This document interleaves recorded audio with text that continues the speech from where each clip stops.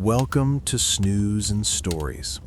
Tonight, we journey to a time long before our own, to a world where kingdoms rose among the foothills of the Himalayas, where the air was thick with incense and questions, and where one man's search for truth would echo across millennia. We travel to ancient India, to the 6th century before the Common Era, to walk alongside a prince who left behind a palace of gold to sit beneath a tree and find something more valuable than any crown.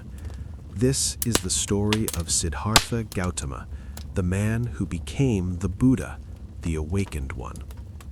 Before we begin, if you enjoy these historical stories, please subscribe right now and help this channel to grow. Every subscriber genuinely makes a difference for a new channel like this. And the like button pushes this video to more people who want to hear stories like these. Your support means everything. And if you have suggestions for other historical figures whose stories you'd like to hear, leave a comment below. Now, settle into your pillows. Let your breathing slow. The day is done, and the night is here for stories. The world Siddhartha was born into was one of profound transformation. Northern India in the 6th century BCE was a tapestry of small kingdoms and republics, each with its own customs, each with its own dreams of power and prosperity. The great Vedic traditions that had shaped society for centuries were being questioned. Wandering philosophers moved from village to village, proposing new ideas about existence, about suffering, about what lay beyond death. It was an age of spiritual ferment, of seeking, of dissatisfaction with easy answers. Into this world of questions came a man who would offer not dogma, but a path, not commandments carved in stone, but an invitation to look within and see clearly. But we are getting ahead of ourselves. Every great journey begins with a single step, and every great teacher begins as a student of life itself. Siddhartha's story begins not in a monastery or a forest hermitage, but in a palace, surrounded by luxury, protected from the very suffering he would later dedicate his life to understanding. His story is not one of divine revelation from on high, but of profoundly human searching. It is a story of a man who had everything the world could offer and realized it was not enough. A story of someone who looked at the fundamental conditions of human existence, aging, sickness, death, and refused to look away. Who asked the question that lives in all of us, whispered or shouted, "Why do we suffer? And is there a way out?" For 45 years after his awakening, the Buddha walked the dusty roads of India, teaching anyone who would listen. Kings and beggars, merchants and ascetics, men and women, all were welcomed to hear his message. He established no empire, wrote no books in his own hand, claimed no supernatural authority. He simply pointed the way and said, in effect, "Don't believe me, try it yourself, see if it works." And people did, and it did.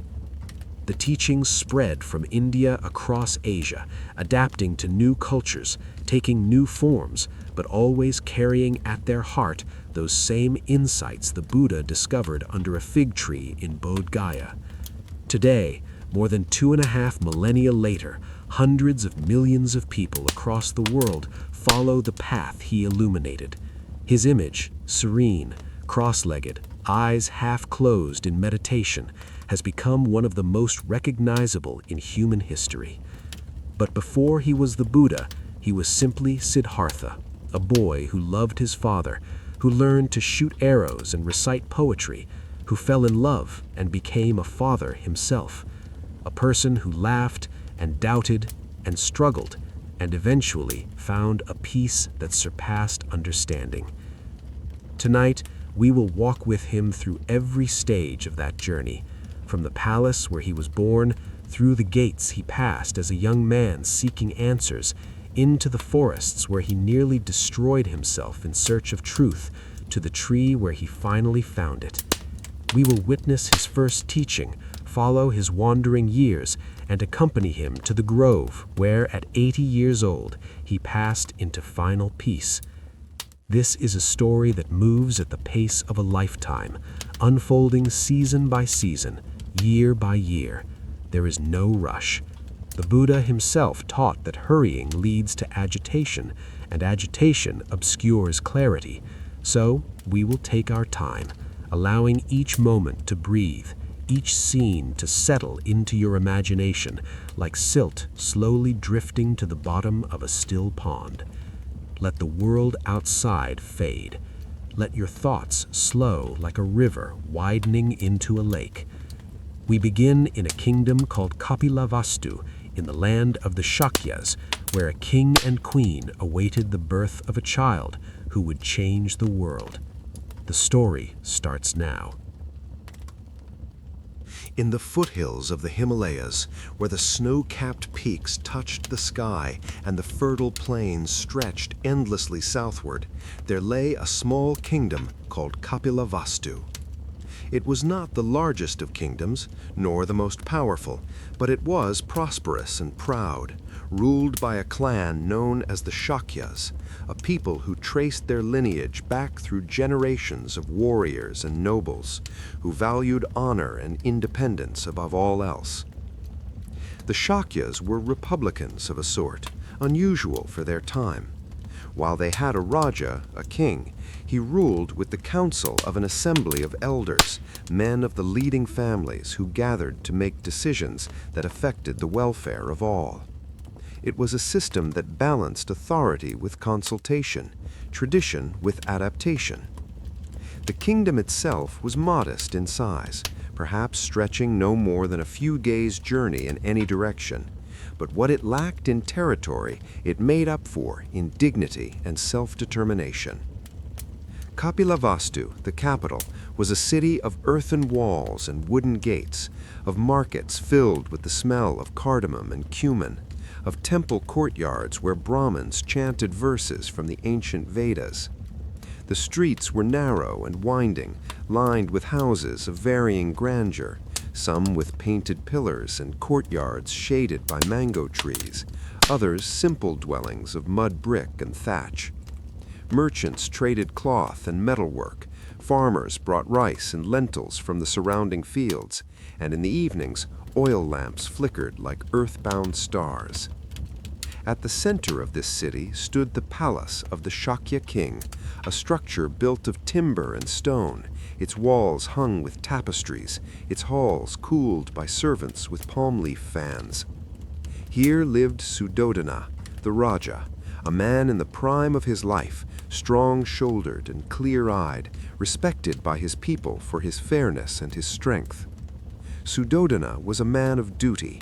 He rose early, attended to the governance of his kingdom with diligence, listened to disputes and rendered judgments, oversaw the collection of taxes and the maintenance of irrigation channels. He was a warrior when he needed to be, a diplomat when circumstances allowed, and above all, a protector of his people. He wore his authority not as a burden, but as a responsibility willingly shouldered. Beside him, as his queen and beloved wife, was Maya Devi, whose name meant illusion, but whose presence was anything but insubstantial. She was known for her grace, her kindness, her quiet wisdom. Where Suddhodana was the kingdom's shield, Maya was its heart. She moved through the palace and the city with a gentle dignity that made people pause and bow, not out of obligation, but out of genuine respect. The king and queen were devoted to one another in a way that inspired poets and pleased the gods, or so people said. For years they had ruled together, their partnership a model of harmony. But there was one shadow over their happiness, one whispered concern among the court and the common people alike. They had no heir.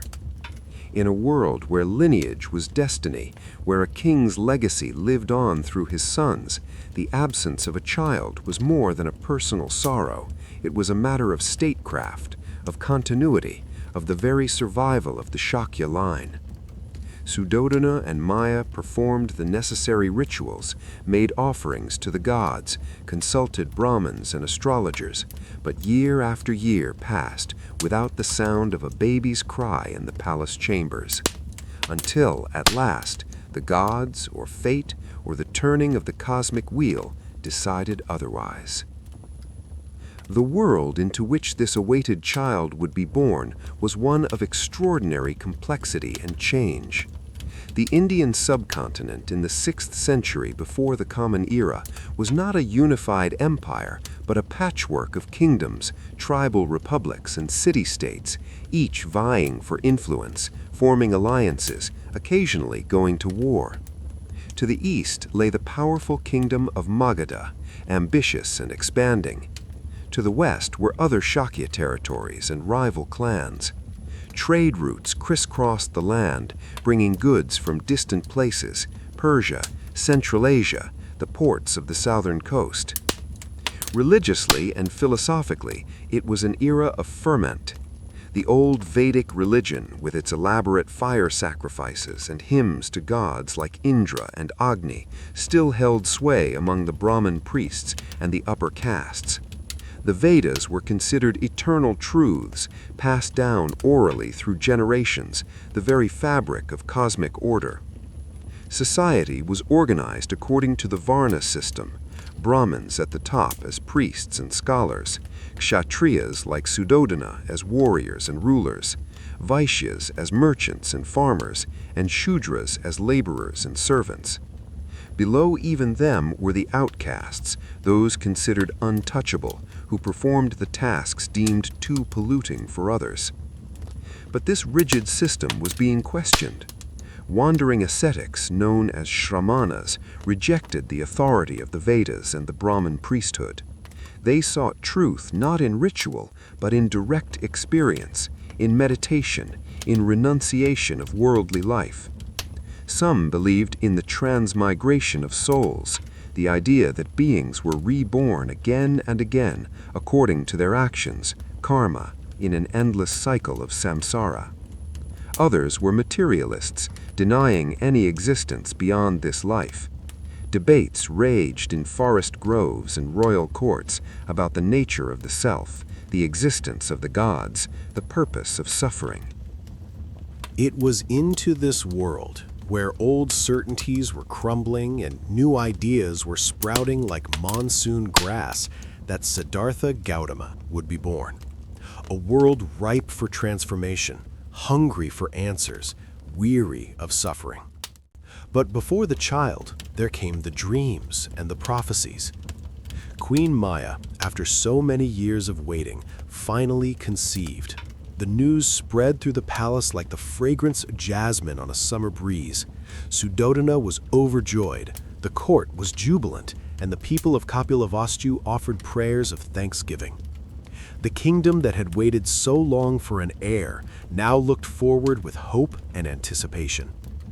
Maya herself felt a profound change, not just in her body, but in her spirit. She took to spending more time in the palace gardens, in quiet contemplation, in prayer. She observed the traditional practices for expectant mothers, ate carefully, rested often, and was attended by the finest midwives and physicians the kingdom could provide. Then, one night, she had a dream. In the dream, she saw a white elephant, magnificent and radiant, descending from the heavens. It circled her 3 times and then entered her womb from the right side. The elephant was no ordinary beast.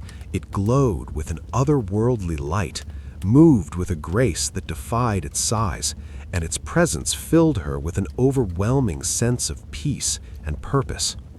When she woke, she knew immediately that the dream was significant, a message from the realm beyond the ordinary. She told Suddhodana, who summoned the court astrologers and Brahmins to interpret the vision. They listened, consulted their texts and charts, and offered their readings. A white elephant, they said, was a symbol of purity, of royalty, of something extraordinary. The child she carried, they concluded, would be no ordinary prince. He would be a being of great spiritual power. But there was more. Suddhodana, uneasy with vague pronouncements, pressed for specifics. What would his son become? What future awaited the child? The astrologers conferred, debated, calculated the positions of stars and planets at the time of conception and the expected time of birth. Finally, the chief among them, an old Brahmin with a long white beard and eyes that had seen many seasons, spoke. "Great king," he said, "your son will be extraordinary in every way, but his path is divided. Two destinies lie before him, and which one he fulfills depends on what he encounters in his life." Suddhodana leaned forward. "Speak plainly. What are these destinies?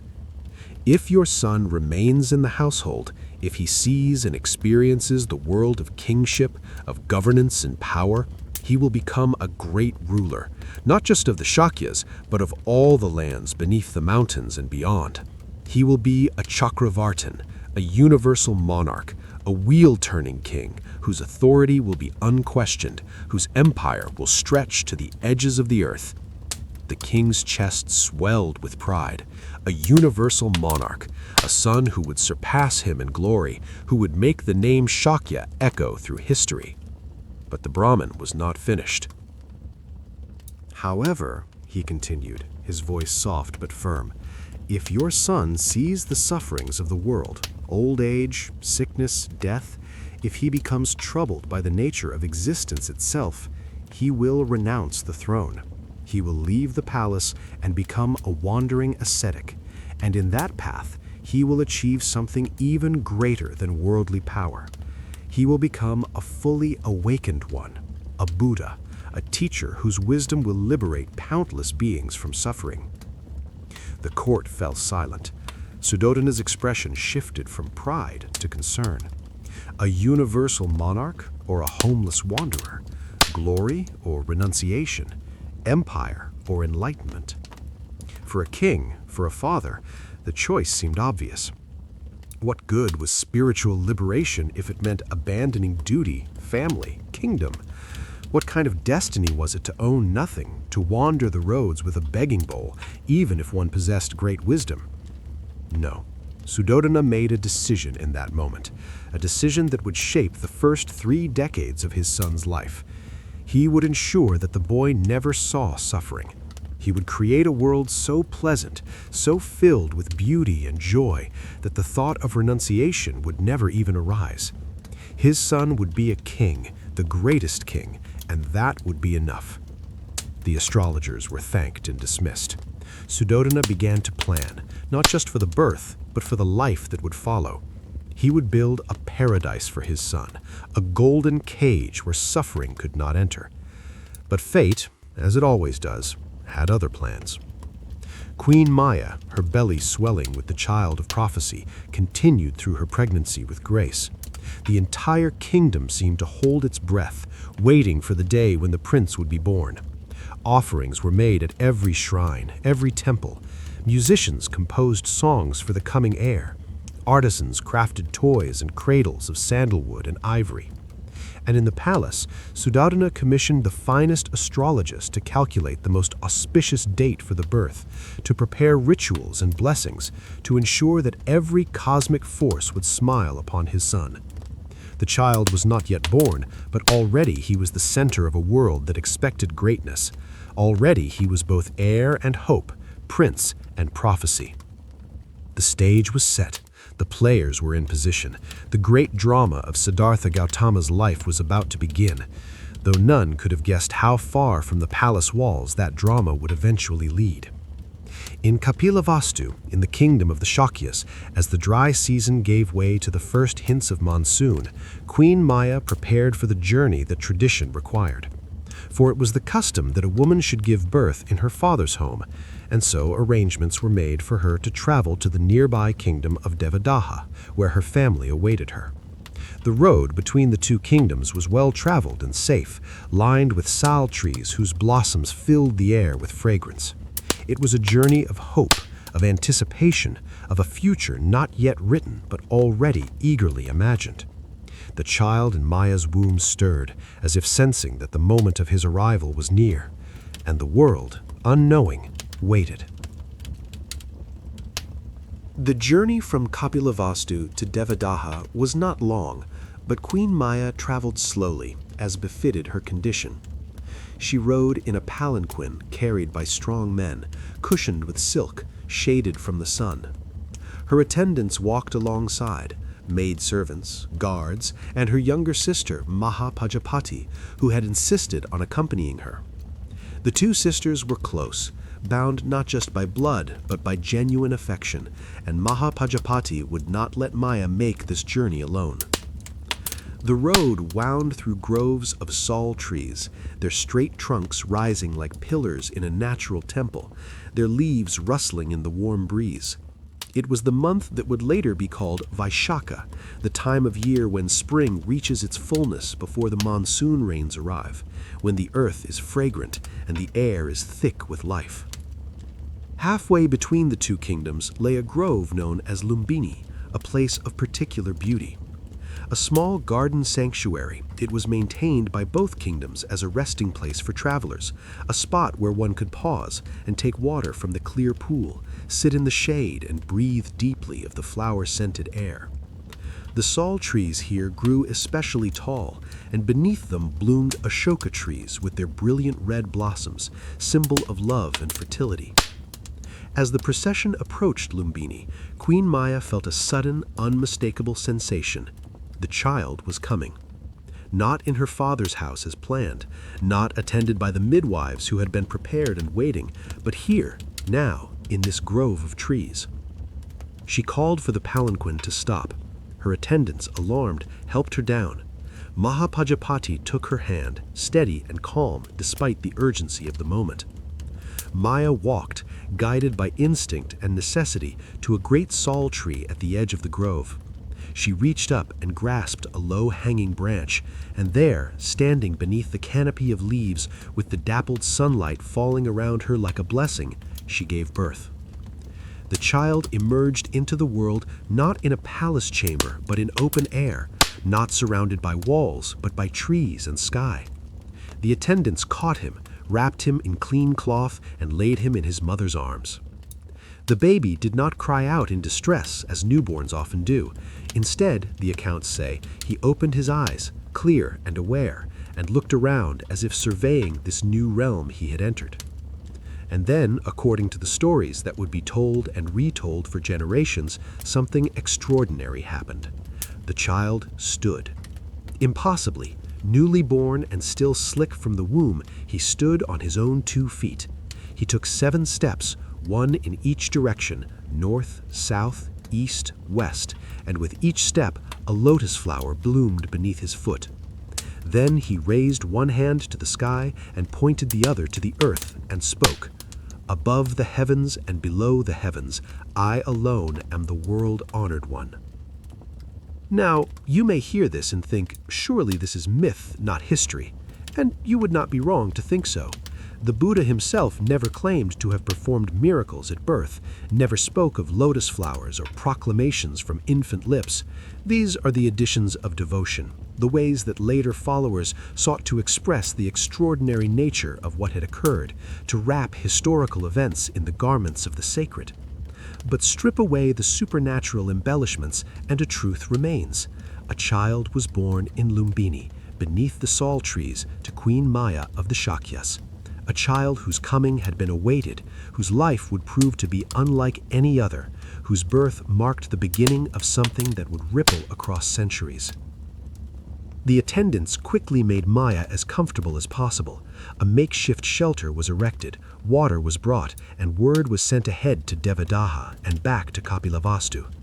King Suddhodana, upon receiving the news, immediately set out with a contingent of his fastest riders, his heart pounding with both joy and anxiety. His son had been born, but not in the safety of a palace, not attended by the finest physicians, out in the open, in a roadside grove. When Suddhodana arrived at Lumbini, he found his wife resting against the base of the great sal tree, exhausted but radiant, the baby cradled in her arms. He knelt beside her, and for a moment, the king, who was always strong, always composed, felt tears rise in his eyes. "A son," Maya said, softly, her voice weak but filled with quiet joy. we have a son." Suddhodana took the child carefully, held him close, felt the small heartbeat against his chest. The boy's eyes were open, dark and deep, and the king had the strangest sensation that this infant was somehow looking into him, seeing more than any newborn should be able to see. "His name will be Siddhartha," Suddhodana declared. Siddhartha, meaning he who has accomplished his goal or he who has achieved his aim, a name of aspiration and destiny. The journey back to Kapilavastu was made with great care.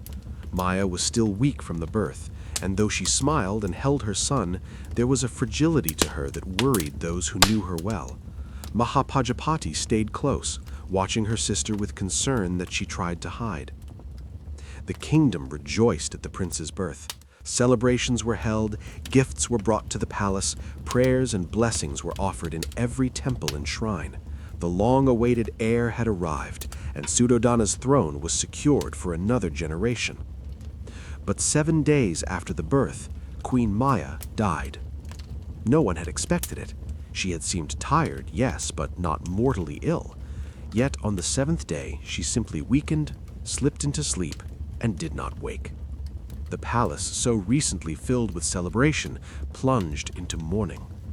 Suddhodana was devastated.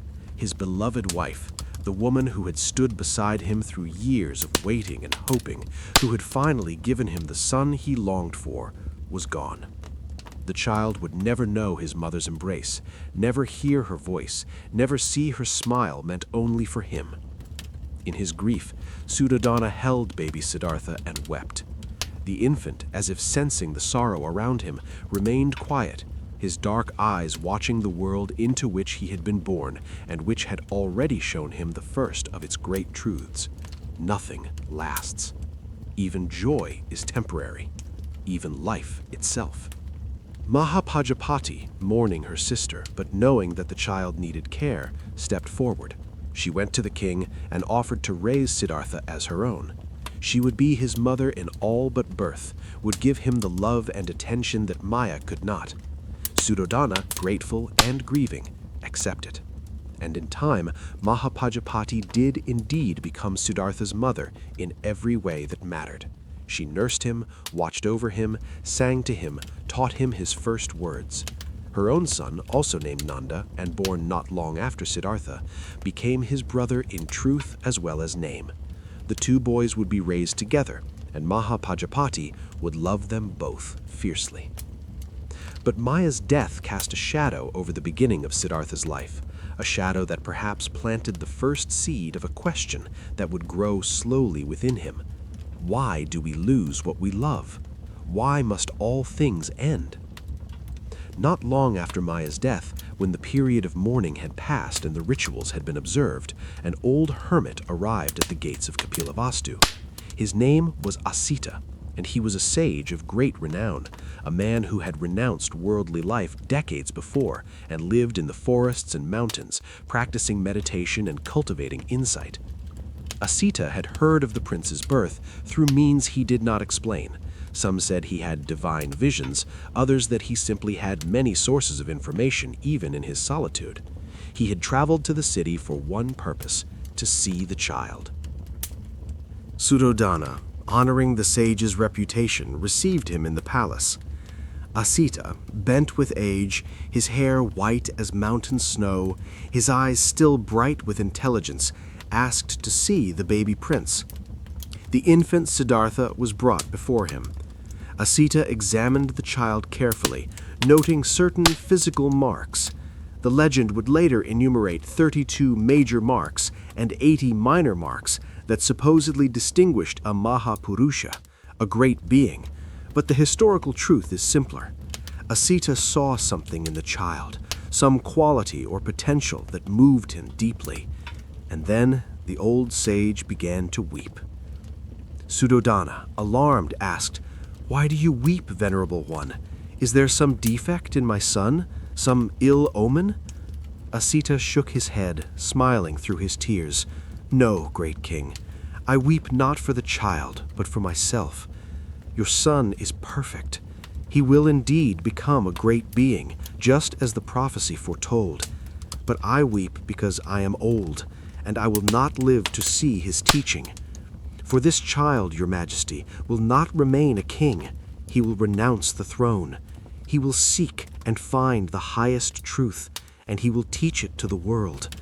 He will become a Buddha, an awakened one, and his words will bring liberation to countless beings. Asita paused, gazing down at the infant with a mixture of joy and sorrow. And I, who have sought truth all my life, will die before he begins to teach. I will not hear his voice. This is why I weep, not for the world, which will gain immeasurably, but for myself, who will miss it. Suddhodana listened to these words with a sinking heart. Here again was the prophecy, this time from the lips of one of the most respected sages in all the land. His son would not be a king. He would be a wanderer, a teacher, a renunciant. After Asita departed, blessing the child and the household, Suddhodana sat alone with his thoughts. Two prophecies now from different sources telling him the same thing. His son had two possible paths, and one of them led away from the throne, away from duty, away from everything Suddhodana held dear. The king's resolve hardened. He would not let it happen. He would shield his son from suffering, from any sight or thought that might turn his mind toward renunciation. He would create a world so perfect, so full of pleasure and beauty, that Siddhartha would never want to leave it. It was a father's love, perhaps, but also a father's fear, and like all attempts to control destiny, it was doomed to fail. But not yet, not for many years.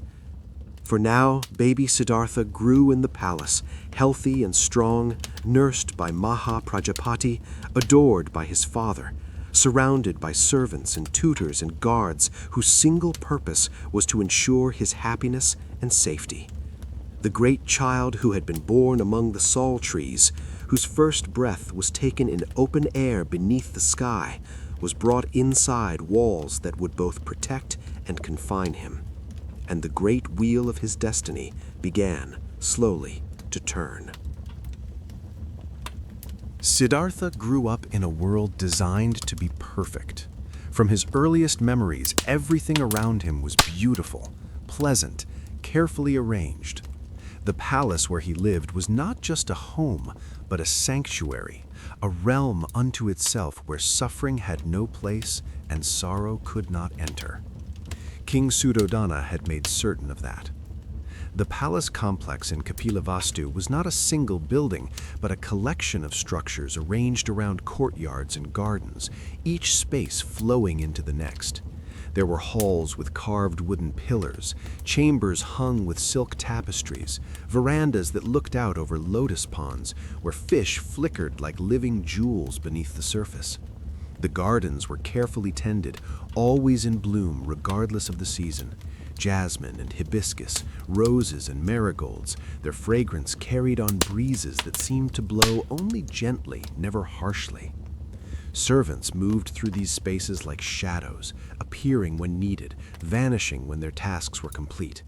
Musicians played in the evenings, the veena's strings, the flute's hollow sweetness, drums that pulsed like a heartbeat. Dancers performed, their movements graceful and hypnotic, their anklets chiming with each step. And at the center of this world moved young Siddhartha, a child who knew nothing else, who believed that life was always like this. He was a beautiful boy, everyone said so. Dark hair that caught the light, eyes that were unusually thoughtful for a child, a face that already showed the fine features he would carry into manhood. But it was not just his appearance that drew attention. It was something else, harder to define, a quality of presence, of awareness, as if he were paying attention to things that others overlooked. Mahapajapati raised him with love and care. She was both mother and teacher in those early years, showing him how to eat properly, how to speak with courtesy, how to move through the world with grace. She told him stories, tales of ancient kings and brave warriors, of gods and demons, of duty and honor. She never spoke of his birth mother, not at first. That knowledge would come later, and when it did, it would be delivered gently as one more lesson in the nature of loss. But for now, Siddhartha's world was secure. He had a mother who loved him, a father who doted on him, a younger brother in Nanda who was his constant companion and playmate. The two boys ran through the palace gardens, climbed the low walls, played with wooden swords, and pretended to be great warriors defending the kingdom. As Siddhartha grew older, his education became more formal. Suddhodana hired the finest tutors in the land, masters of every art and science that a prince should know.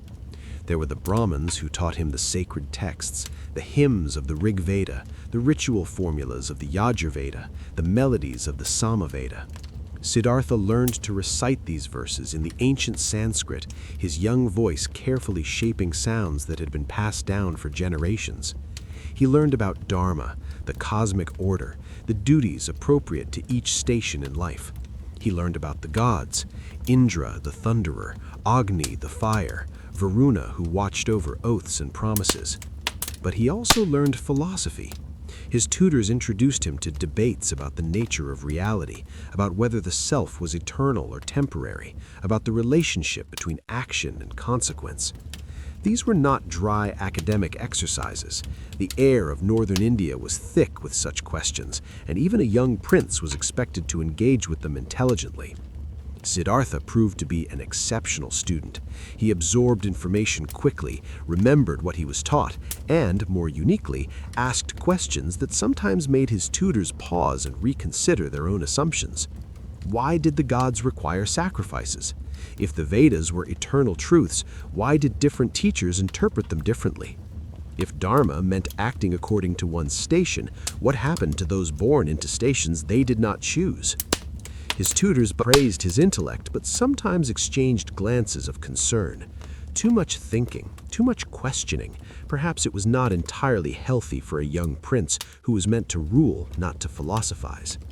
But Suddhodana insisted that his son be well educated in all things, and so the lessons continued. There were other tutors as well. Masters of mathematics taught Siddhartha to calculate, to understand geometry and astronomy, to track the movements of stars and planets across the sky.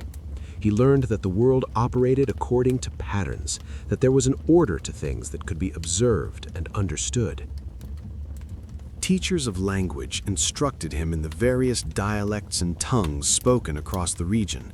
Pali, the vernacular language of the people, as well as the more formal Sanskrit, and even some of the languages spoken by traders from distant lands. Communication, they told him, was the foundation of leadership.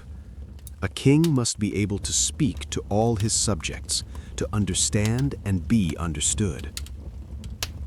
And then there was the physical training, the education of the body to match the education of the mind.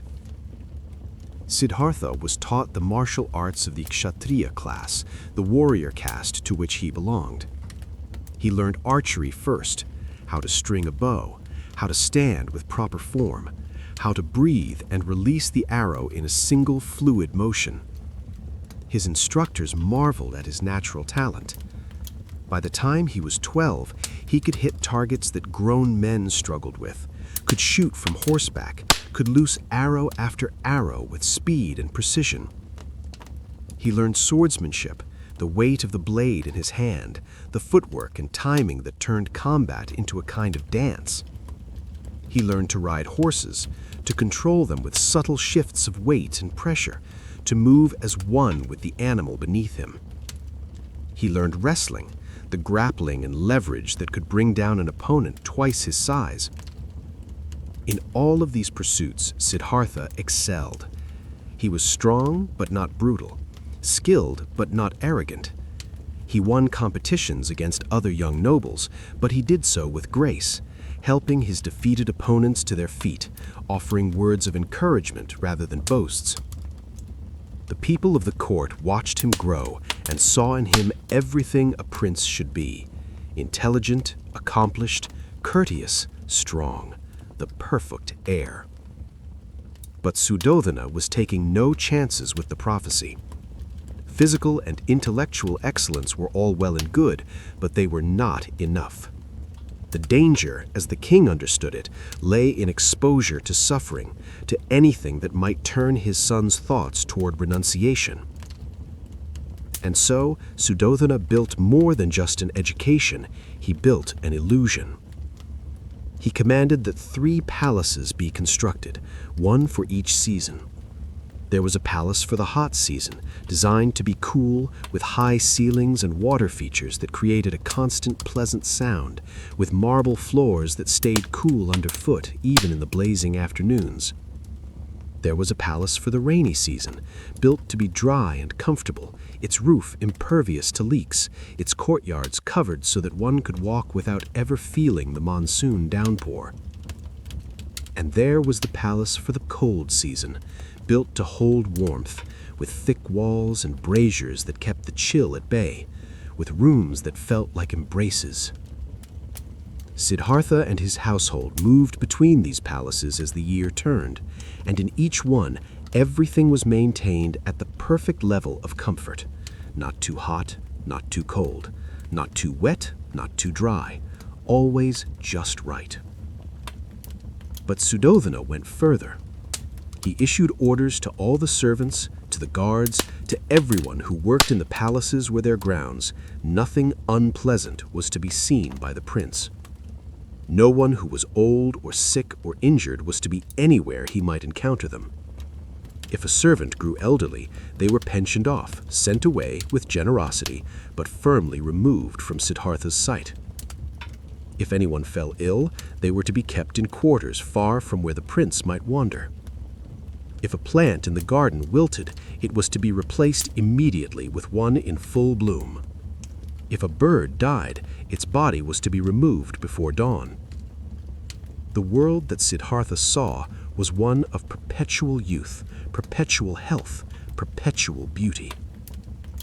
It was a lie, of course, but it was a lie told with love, with the best intentions, by a father who wanted nothing more than to keep his son safe and ensure that he would remain in the world, would take up the throne, would not vanish into the forests to seek truths that Suddhodana could not understand. And for years, it worked. Siddhartha grew through childhood and into adolescence without ever seeing an old person, without ever witnessing serious illness, without ever encountering death. He knew these things existed in theory, his studies had mentioned them, but they were abstractions, things that happened somewhere else, to other people, not realities that had any immediate connection to his life.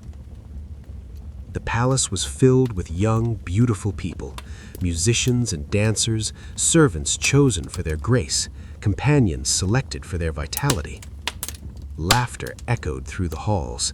There were games and contests, festivals and celebrations. Life seemed to be an endless succession of pleasant moments, one flowing into the next, like a river that never reached the sea. And yet, there were moments when Siddhartha paused.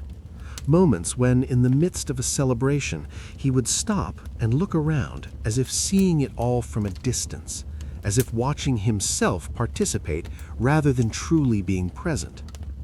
Moments when a question would arise unbidden in his mind. What is all this for? One afternoon, when he was perhaps 13 or 14, Siddhartha was walking alone in one of the palace gardens. It was a rare moment of solitude. Usually he was accompanied by tutors or friends or guards, but he had slipped away, seeking a few minutes of quiet. He came to a grove of mango trees at the edge of the garden and sat down beneath one of them, his back against the trunk. The shade was cool, the air was sweet with the scent of ripening fruit. Above him, birds called to one another, and insects hummed their small songs. Without planning to, without any instruction, Siddhartha found himself simply sitting, not thinking about anything in particular, not trying to achieve anything, just being present, aware, watching his own breath move in and out. Time seemed to slow. The usual chatter of his mind, the lessons and expectations, the competitions and accomplishments, all of it faded into the background. What remained was simple awareness, the sensation of air entering his lungs, the feeling of the earth beneath him, the play of light through leaves. It was peaceful in a way that was different from the pleasure of music or food or games. This was not excitement or stimulation. It was something quieter, deeper, a stillness that felt like coming home to a place he had never consciously known but somehow recognized. He sat there for perhaps an hour, though he lost track of time. When he finally stirred and returned to the palace, he felt strangely refreshed, as if he had slept deeply though he had been awake the entire time. He did not speak of this experience to anyone. It felt private, too subtle to put into words. But he returned to that spot under the mango tree again and again whenever he could steal a moment away, and each time he found that same quality of peace waiting for him. It was the first crack in the perfect surface of his father's carefully constructed world. The years passed. Siddhartha grew taller, stronger, more accomplished. His skills in archery and swordsmanship became legendary. His knowledge of philosophy and scripture impressed even the most learned Brahmins. He was everything his father had hoped he would be. But inside, without fully understanding it himself, something was stirring, a question without words, a sense that there was something more, something beyond the walls of the palace, beyond the pleasant surfaces of his daily life. He had everything a person could want: comfort, security, beauty, pleasure, respect, love. And yet, in quiet moments, when he sat alone beneath the mango tree or lay awake at night listening to the sounds of the palace settling into sleep, he felt a kind of restlessness. Not dissatisfaction exactly, not unhappiness, but a sense that all of this, the palaces, the luxuries, the accomplishments, was somehow not quite real, or rather that it was real but not sufficient, that life was asking him a question he did not yet know how to answer. Suddhodana, observing his son, saw a young man on the verge of everything the king had hoped for, saw someone who would soon be ready to take on greater responsibilities, to perhaps lead troops in defense of the kingdom, to participate in the governance that would one day be his. But Suddhodana also saw, on occasion, a distant look in his son's eyes, a tendency to fall silent in the middle of conversations, as if listening to someone no one else could hear. It worried the king, and so he redoubled his efforts. More entertainments were arranged, more beautiful things were brought to the palace. The walls, both literal and metaphorical, were built higher, stronger. But walls, no matter how strong, cannot hold back the truth forever. The boy who had been born among the sal trees, whose first breath was taken in open air, was growing into a man, and men, eventually, must face the world as it actually is. That confrontation was coming, though neither Siddhartha nor his father knew exactly when or how it would arrive. For now, the golden chains held, but they were beginning, ever so slightly, to chafe. By the time Siddhartha reached his late teens, King Suddhodana began to consider the next phase of his plan to keep his son bound to the worldly life: a wife. Marriage would anchor him, the king reasoned. A beautiful, intelligent woman, a household of his own, and eventually children. These would give Siddhartha responsibilities he could not walk away from, ties that would hold him to the palace and the throne more firmly than any wall. And so the search began for a suitable bride. She had to be of noble birth, of course, a Kshatriya woman from a good family, someone whose lineage would strengthen alliances and whose presence would bring honor to the Shakya clan. But Suddhodana also wanted someone beautiful, accomplished, someone who would captivate his son's heart as well as fulfill the practical requirements of a royal marriage. Word was sent to the noble families of the region. A competition would be held, a gathering where the eligible young women of appropriate rank could be presented and where Siddhartha himself would choose. The day of the gathering arrived, and the palace was filled with nobles from across the Shakya territories and neighboring clans.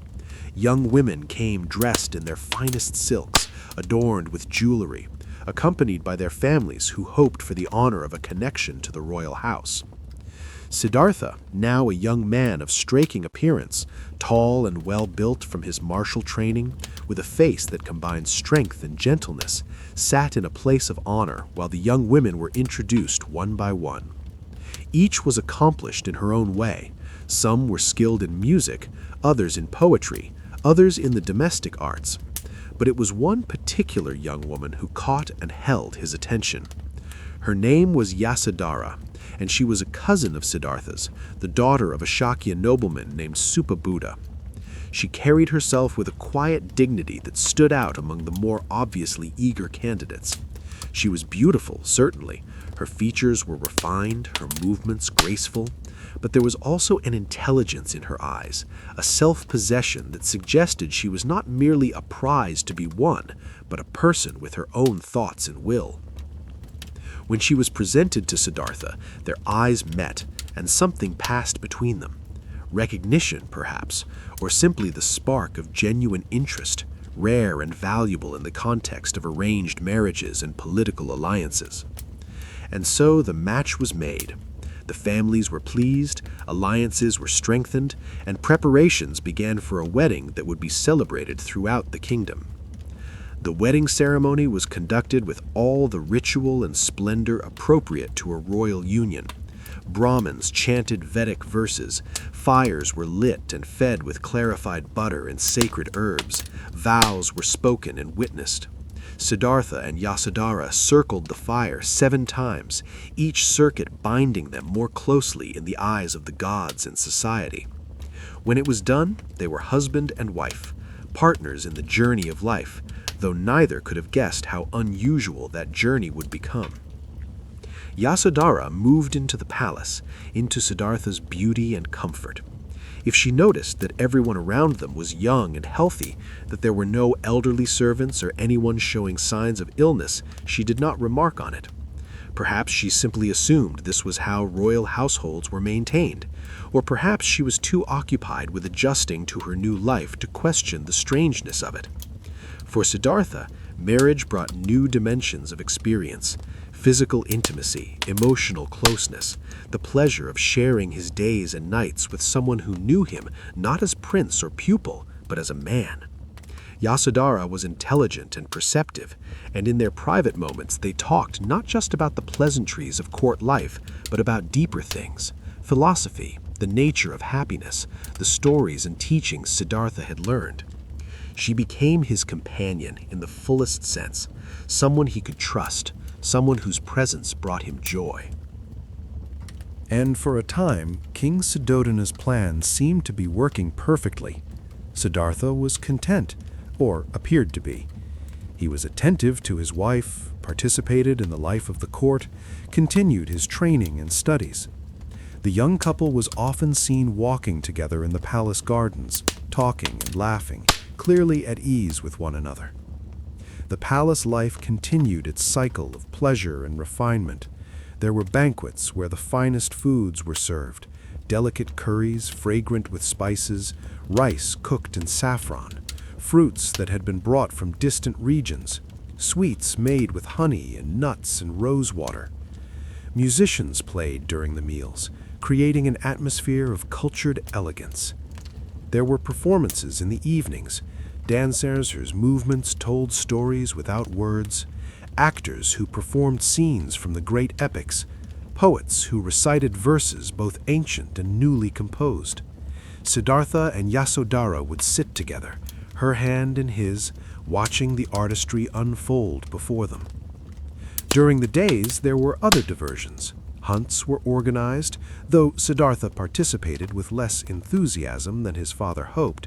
He had grown skilled with the bow, but the actual killing of animals brought him no joy. There were games and competitions, friendly contests of skill and strength among the young nobles of the court. The 3 palaces continued to provide their seasonal comforts, When the heat became oppressive, the household moved to the summer palace with its cool marble and fountains. When the rains came, they moved to the palace built to stay dry and comfortable. When winter winds blew down from the mountains, they retreated to the warmth of the cold season palace. Everything was arranged to maximize comfort and minimize discomfort. Pleasure was cultivated as if it were a crop that could be harvested endlessly without depletion. And then Yasodhara became pregnant. The news filled the palace with joy, and heir to the heir, the continuation of the Shakya line was now doubly assured. Suddhodana was delighted, imagining a grandson he could teach and shape, a future in which the family would rule for generations. Siddhartha, too, felt the weight and wonder of impending fatherhood. He placed his hand on Yasodhara's belly and felt the movement of the child within, a flutter like a bird's wing against his palm. This was his son or daughter, a being that he and Yasodhara had created together, who would depend on them, look to them, need them. It was a profound responsibility, and it stirred something in him, both tenderness and a kind of anxiety he did not fully understand. The pregnancy progressed normally. Yasodhara was cared for by the finest midwives and physicians. Every comfort was provided, every craving satisfied, and in due time she gave birth to a healthy baby boy. The child was named Rahula, a name that means fetter or chain. Some later commentators would read dark significance into this name, suggesting that Siddhartha already felt his family as a constraint, a bond that held him to worldly life. But the truth was likely simpler and more affectionate. Rahula was a common enough name, and in the moment of his son's birth, Siddhartha felt nothing but love and protectiveness. He held the infant carefully, marveling at the tiny fingers, the delicate features, the absolute vulnerability. This small being was entirely dependent on others for survival, for comfort, for everything, and Siddhartha was now responsible for providing those things. Fatherhood should have been the final link in the chain that bound him to palace life, a wife he loved, a son he cherished, a kingdom he would inherit, wealth and comfort beyond measure. What more could anyone want? And yet, the restlessness that had been a quiet undercurrent in Siddhartha's life began to grow stronger. It was not that he did not love Yasodhara or Rahula. He did, deeply. It was not that he found palace life unpleasant. On the contrary, every pleasure the human mind could devise was available to him. But increasingly, he found himself wondering, is this all? Is this what life is meant to be? An endless pursuit of pleasant sensations and avoidance of unpleasant ones? And then what? What happens when the music stops, when the food is eaten, when the entertainment ends? He would watch Yasodhara nursing their son, and a wave of love would fill him, followed almost immediately by a shadow of anxiety. What am I protecting him from? What awaits him beyond these walls? Will he too grow old? Will he too become sick? Will he too die? These thoughts were not new to him. They had been part of his education, abstract concepts discussed in philosophy lessons. But now they felt different, more urgent, more personal. He began to spend more time alone, seeking out that spot beneath the mango tree where he had first discovered the peace of simple sitting. The meditation came more easily now, the ability to let thoughts settle and simply observe the workings of his own mind. And what he observed troubled him. Even in the midst of pleasure, there was a kind of desperation to it, a need to keep the experiences coming, to avoid gaps of boredom or emptiness. Even love, beautiful as it was, carried within it the seed of loss, the knowledge that nothing lasted, that everyone he loved would eventually be separated from him by distance or change or death. He had never seen death, not directly, but he knew it existed, and increasingly he could not stop thinking about it. Yasodhara noticed the change in him. She would find him sometimes, staring into the distance, his mind clearly elsewhere. When she asked what troubled him, he would smile and shake his head, not wanting to burden her with thoughts he could not fully articulate even to himself. "Nothing is wrong," he would say. "I am simply thinking." "About what?" she would ask gently. "About life, about what it means, about whether there is more to it than what we see." She would take his hand, trying to anchor him in the present moment, in the tangible reality of their life together. "We have everything we need," she would say. "We have each other. We have our son. We have a good life." And he would nod, because it was true. They did have all of that. But the question remained, growing louder in the silence of his meditations. Is this enough? Is pleasant experience repeated over and over what human life is for? Or is there something deeper, some truth that this golden cage is preventing me from seeing? Suddhodana, watching his son grow more contemplative, more withdrawn, felt the cold touch of fear. The prophecy was stirring. The danger he had tried so hard to prevent was taking shape, not from outside, but from within Siddhartha's own mind. The king increased the entertainments, brought in new musicians and dancers, organized elaborate festivals. He surrounded his son with even more beauty, more distraction. But you cannot distract a mind that has begun to awaken. Siddhartha was now in his late 20s. He had a wife he loved, a son he adored, every material comfort imaginable. To any outside observer, he had won the lottery of human existence. He was living a life that millions could only dream of. And yet, lying awake at night with Yasodhara sleeping beside him and Rahula in his cradle nearby, Siddhartha felt like a man standing at the edge of a threshold he could not see but could somehow sense. On one side was everything he knew: safety, love, pleasure, duty.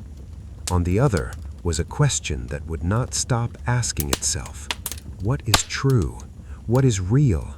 What lies beyond the walls? He did not yet know that he would soon find out. He did not yet know that the carefully constructed illusion his father had built was about to shatter. But deep within him, in a place beyond thought, something was preparing itself.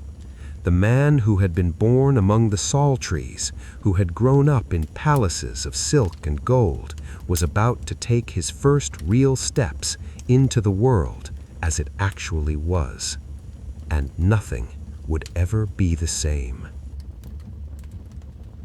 The restlessness in Siddhartha's heart had grown from a whisper to a steady drumbeat. He found himself standing at the palace windows more often, looking out beyond the walls, wondering what lay in the city streets he had never walked, among the people whose lives he had never truly seen. He was 29 years old, a husband, a father, a prince who had everything. But the golden cage, however beautiful, was still a cage, and the bird within it was stirring, testing the bars.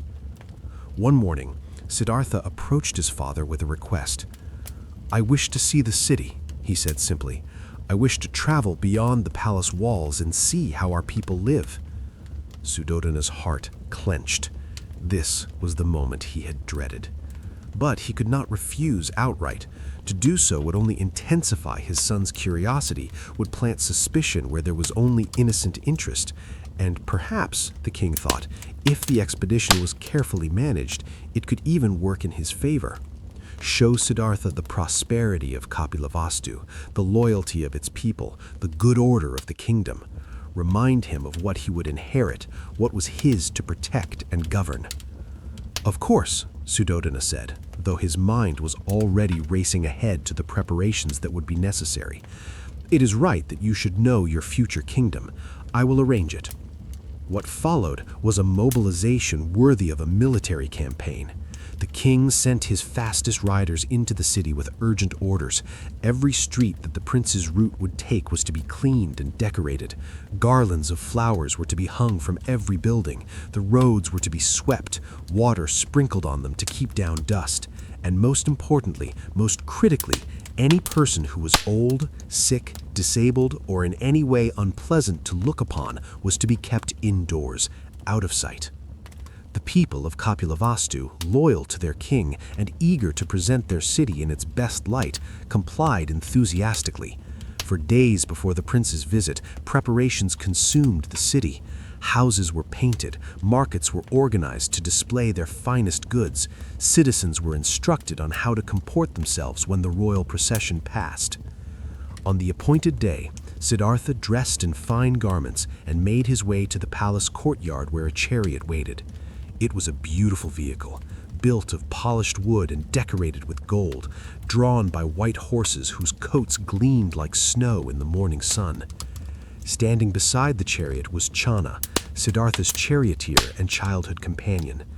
Channa was roughly the same age as the prince, a man of lower birth but trusted completely. Someone who had grown up alongside Siddhartha and knew him not just as royalty, but as a friend. "Ready to see your kingdom, my lord?" Channa asked with a smile, offering his hand to help Siddhartha into the chariot. "I have been ready for years," Siddhartha replied, his voice carrying a note of excitement that made Channa glance at him curiously. The gates of the palace opened, and the chariot rolled forward. For the first time in his life, Siddhartha passed through those gates not as an infant in his mother's arms, but as a man, conscious and observing, eager to see what lay beyond the walls that had contained his entire existence. The city that greeted him was indeed beautiful. The streets had been swept clean and decorated with flowers. Buildings had been freshly painted, their doors and windows adorned with garlands. People lined the roads, smiling and waving, calling out blessings and greetings to their prince. Siddhartha waved back, genuinely pleased to see his father's subjects, to witness the life of the city. Everything seemed prosperous, orderly, happy. The markets were full of goods, children played in the streets, music drifted from open doorways. This first expedition passed without incident. Siddhartha returned to the palace satisfied, speaking enthusiastically to his father about what he had seen. Suddhodana allowed himself to relax slightly. Perhaps it would be all right. Perhaps his son would be content now, would settle into his role, would stop asking uncomfortable questions. But Siddhartha wanted to go out again and again. He was like someone who had discovered a door he had never known existed and now could not stop opening it.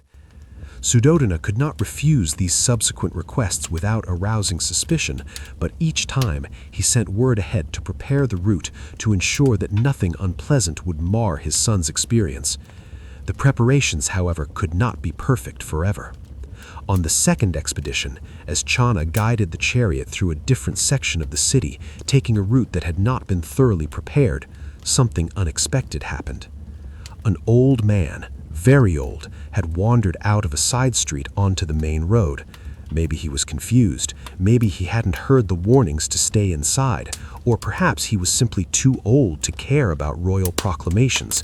Whatever the reason, there he was, directly in the path of the approaching chariot. Channa pulled on the reins, bringing the horses to a stop, and Siddhartha saw him. The man was bent nearly double with age, his back curved like a bow, his skin wrinkled and spotted, hanging loose on his frame. His hands trembled, his jaw worked toothlessly, his eyes were milky and dim. He was dressed in rags, and he seemed barely aware of the chariot that had stopped just in front of him.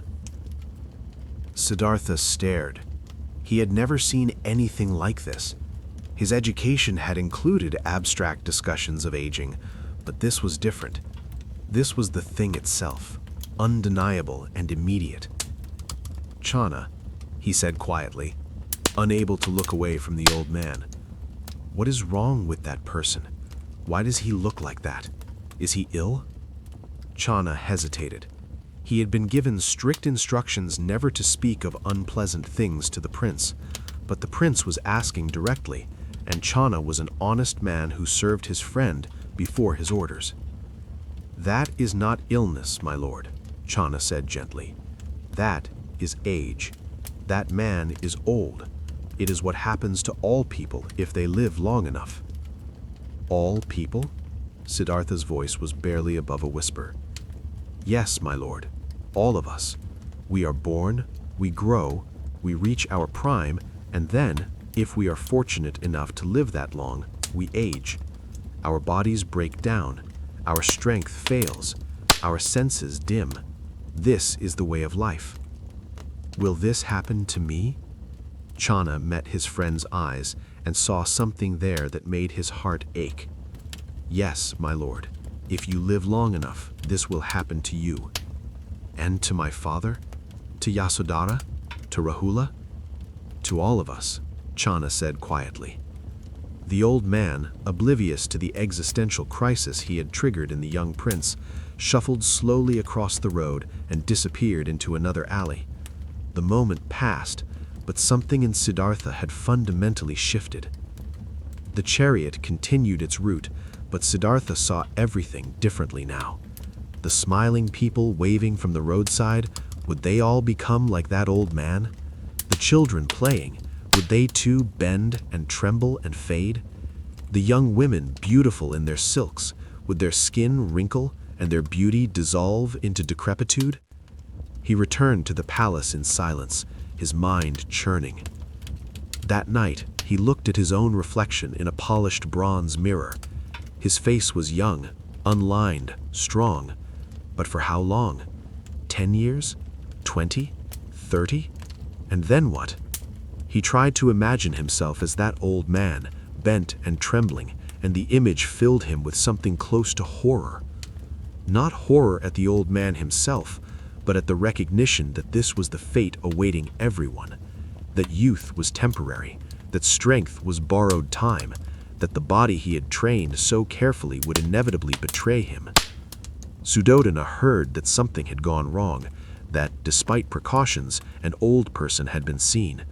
He reprimanded the officials responsible, doubled the preparations for future expeditions, but the damage was done. A crack had appeared in the careful illusion. Days later, Siddhartha asked to go out again. Suddhodana, hoping to salvage the situation, agreed, but insisted on even more thorough preparations. The third expedition began well enough. The route was carefully cleared, the people were warned and positioned, everything was arranged. But fate, or chance, or the simple impossibility of controlling every variable in a living city, intervened again. This time, it was a sick man. He had collapsed in the street, perhaps overcome by fever or pain. People were gathered around him, trying to help, trying to move him to shelter. As the chariot approached, they attempted to clear away, to hide the unfortunate scene, but it was too late.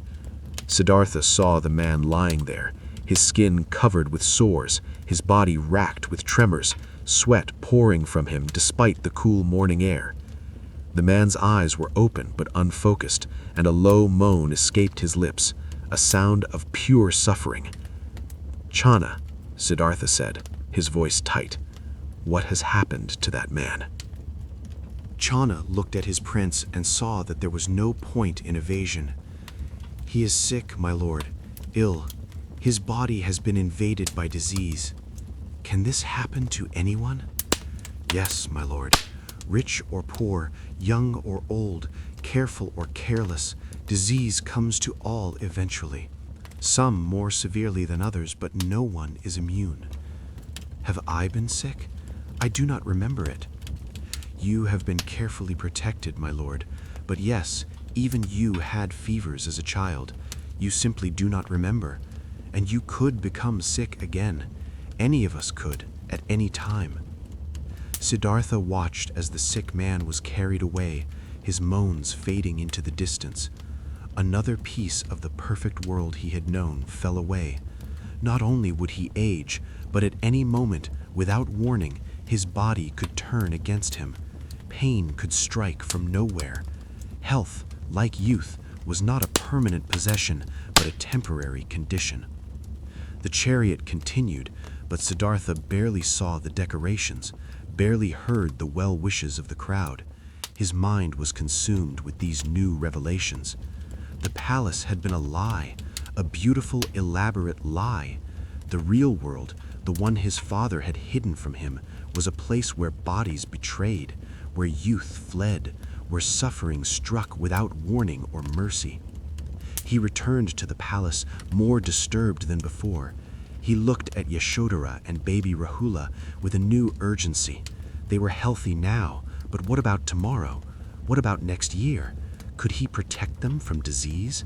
Could love or wealth or walls keep suffering away? The answer, he was beginning to realize, was no. Suddhodana was now genuinely alarmed. His plan was unraveling. Each expedition seemed to make things worse rather than better. He considered forbidding any further trips beyond the palace, but he feared that would only make Siddhartha more determined to see what was being hidden. And Siddhartha did want to go out again. Something was driving him now, a need to see the truth, however unpleasant, rather than live in comfortable ignorance. The fourth expedition was arranged with even more care than the previous ones, but by now it almost seemed as if the universe itself was determined to show Siddhartha what he needed to see. This time, as the chariot rolled through a quieter part of the city, they encountered a funeral procession. A body was being carried on a wooden bier covered with a white cloth. Family members walked alongside, some weeping, others walking in stunned silence. The sound of lamentation filled the air. Behind them came others carrying wood for the cremation fire that would consume the body. Siddhartha had the chariot stopped. He watched the procession pass, unable to look away. "Chana," he said finally, his voice barely audible. "Is that person sleeping?" "No, my lord." Chana's own voice was heavy. "That person is dead. Their life has ended. The body is being taken to be burned." Dead. What does that mean? It means the breath has stopped. The heart no longer beats. The person who once inhabited that body is gone. No one knows where. The body remains, but the life, whatever made them who they were, has departed. Does this happen to everyone? Chana paused, then spoke with the weight of absolute truth. "Yes, my lord, everyone who is born will die. It is the one certainty in this uncertain world. Kings and beggars, the wise and the foolish, the loved and the unloved, all of us will die. It is only a matter of when." Siddhartha sat in the chariot, watching the funeral procession disappear around a corner, listening to the sounds of grief fade into the distance. The final piece of the puzzle had fallen into place. Aging, sickness, death. These were not aberrations, not punishments for wrongdoing, not rare misfortunes. They were the fundamental conditions of human existence. They waited for everyone, including him, including everyone he loved. All his training, all his accomplishments, all his wealth and status, none of it could protect him from these things. The palace was not a sanctuary. It was a delay, a denial, a refusal to acknowledge what was true. He felt as if he had been living in a dream and had suddenly woken up, and the waking was terrible. The chariot started to turn back toward the palace, but then Siddhartha saw one more figure, someone who stood out from the crowds of ordinary citizens. A man in simple robes, his head shaved, carrying a wooden bowl. He walked with a calm, measured pace, his face serene, his eyes clear. He seemed somehow separate from the bustle and anxiety of the city around him, as if he moved in a different kind of space. "Chana, who is that? Why is he dressed that way?" "That is a Shramana, my lord, a wandering ascetic, someone who has renounced worldly life to seek spiritual truth." "Why would someone do that?" "Because, my lord, they seek answers to the very questions you are now asking. They have seen the suffering you have just seen, and rather than trying to ignore it or deny it, they seek to understand it. They search for a way beyond it, for liberation from the cycle of birth and death." Siddhartha watched the ascetic until he disappeared from view. Unlike the old man, the sick man, and the corpse, this figure did not inspire fear or sorrow. Instead, there was something in the ascetic's bearing that suggested possibility, purpose, a different kind of life. The chariot returned to the palace, but Siddhartha was no longer truly there. In his mind, he was still on those streets, seeing those four sights over and over: the old man, the sick man, the corpse, the ascetic. The first three showed him the problem with crystal clarity. Life as it was lived, even in the most comfortable circumstances, led inevitably to suffering. The body would age, would sicken, would die. Love would end in loss. Security would prove to be illusion. But the fourth sight showed him something else, that some people at least were not running from these truths, but running toward them, seeking to understand them deeply enough to find a way through. That night, Siddhartha could not sleep. He lay beside Yashodhara, listening to her gentle breathing, looking over at Rahula's cradle where his infant son slept peacefully. He loved them, that was not in question. But what good was his love if he could not protect them from aging, sickness, and death? What kind of father was he if he brought a child into a world like this without first understanding whether there was any way to be free from such suffering? The questions that had been whispers were now shouts. The restlessness that had been background discomfort was now a crisis that demanded resolution. Siddhartha rose from the bed and walked to the window. The palace grounds were quiet, peaceful under the moonlight, beautiful and false. Somewhere beyond those walls were answers. Somewhere out there, people were asking the same questions he was asking, seeking the same truth he needed to find. The ascetic's face rose in his memory, calm, purposeful, free in a way that Siddhartha, for all his wealth and privilege, had never been. A decision was forming, though he did not want to acknowledge it yet. A terrible, necessary decision that would break his father's heart and leave his wife and child behind. But before any decision could be made, he needed to think. He needed to understand whether there was any other way, any possibility of finding answers within the palace walls. Deep down, though, he already knew. The golden cage had served its purpose. It had protected him, shaped him, prepared him, but now it was time to leave. The man who had seen the four sights could never again be the man who had lived in deliberate ignorance. Everything was about to change. The days following the four sights were days of quiet agony for Siddhartha. He moved through the palace like a ghost, present in body but absent in spirit. He performed his duties, spoke when spoken to, smiled when appropriate, but inside he was wrestling with a decision that grew more inevitable with each passing hour. He tried to push it away. He told himself he was being selfish, ungrateful, foolish. He had responsibilities, a wife who loved him, a son who needed him, a father who had given him everything, a kingdom that would one day be his to rule and protect. What kind of man abandoned all of that to chase after questions that might have no answers? But the questions would not be silenced.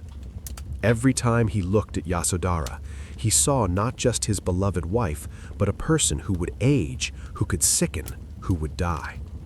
Every time he held Rahula, he felt not just fatherly love, but a terrible knowledge. This child would suffer. He would grow old. He would know pain and loss.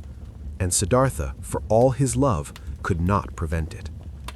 The palace entertainments continued around him, music, dance, elaborate meals, but now they seemed hollow, desperate even, like someone singing loudly to drown out the sound of approaching footsteps. At night he would lie awake, his mind racing. Perhaps there was a way to find answers without leaving. Perhaps he could study with teachers who came to the palace, could read texts, could practice meditation in the garden. Perhaps he could be both prince and seeker, husband and philosopher. But he knew in the deepest part of himself that this was false hope. The palace was a place designed to avoid truth, not discover it. The walls that had protected him from suffering had also prevented him from understanding it. To truly seek, he would have to leave behind everything that was familiar, comfortable, safe. He would have to become like that ascetic he had seen on the street, homeless, possessionless, dependent on charity, free from all the ties that bound ordinary people to ordinary life. The thought terrified him, but it also called to him with a force he could not resist. Yasodhara knew something was wrong. She watched her husband grow more distant, more preoccupied. She tried to reach him, to draw him back into the life they shared. "Come walk with me in the garden," she would say. "Rahula is beginning to smile. Come see." And he would go, would walk beside her, would look at his son and feel his heart break and mend and break again. Because he loved them. That was the terrible paradox. He loved them so much that he could not bear to simply accept the world as it was, could not bear to raise his son in a beautiful lie, could not bear to live his whole life without at least trying to understand whether there was a way beyond suffering. "What is troubling you?" Yasodhara asked him one evening. They were alone in their chambers, Rahula asleep nearby. "Ever since your visits to the city, you have been different. Please tell me what weighs on your heart." Siddhartha looked at his wife, at her face illuminated by lamplight, at the concern and love in her eyes. How could he explain what he had seen, what he now understood? How could he put into words the existential crisis that had taken root in his soul?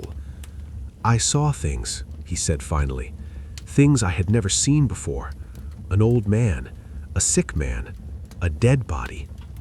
"These things exist in the world," Yasodhara said gently. "They are sad, but they are part of life." "But that is precisely the problem," Siddhartha said, his voice urgent. "They are part of life, which means they are waiting for us, for you, for me, for Rahula. Everything we have, everything we are will be taken away. How can I simply enjoy pleasant moments when I know that suffering is inevitable? How can I be content when I do not understand why we suffer, or whether there is any way to be free from it?" Yasodhara was quiet for a long moment. Then she took his hand. "These are questions for philosophers and priests," she said. "You are a prince.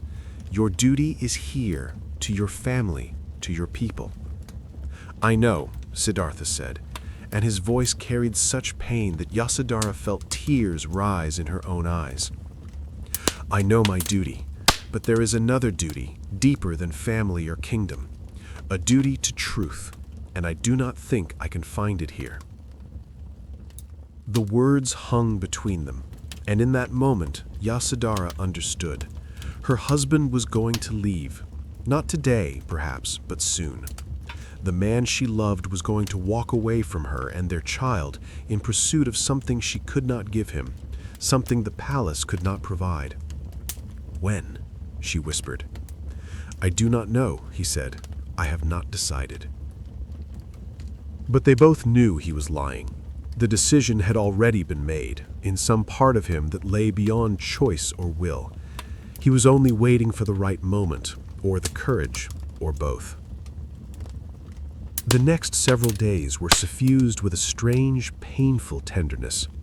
Siddhartha spent as much time as he could with Yasodhara and Rahula, as if trying to memorize them, to carry their images with him wherever he was going. He held his son for long hours, watching the infant's face, feeling the small weight of him, the trust and dependency.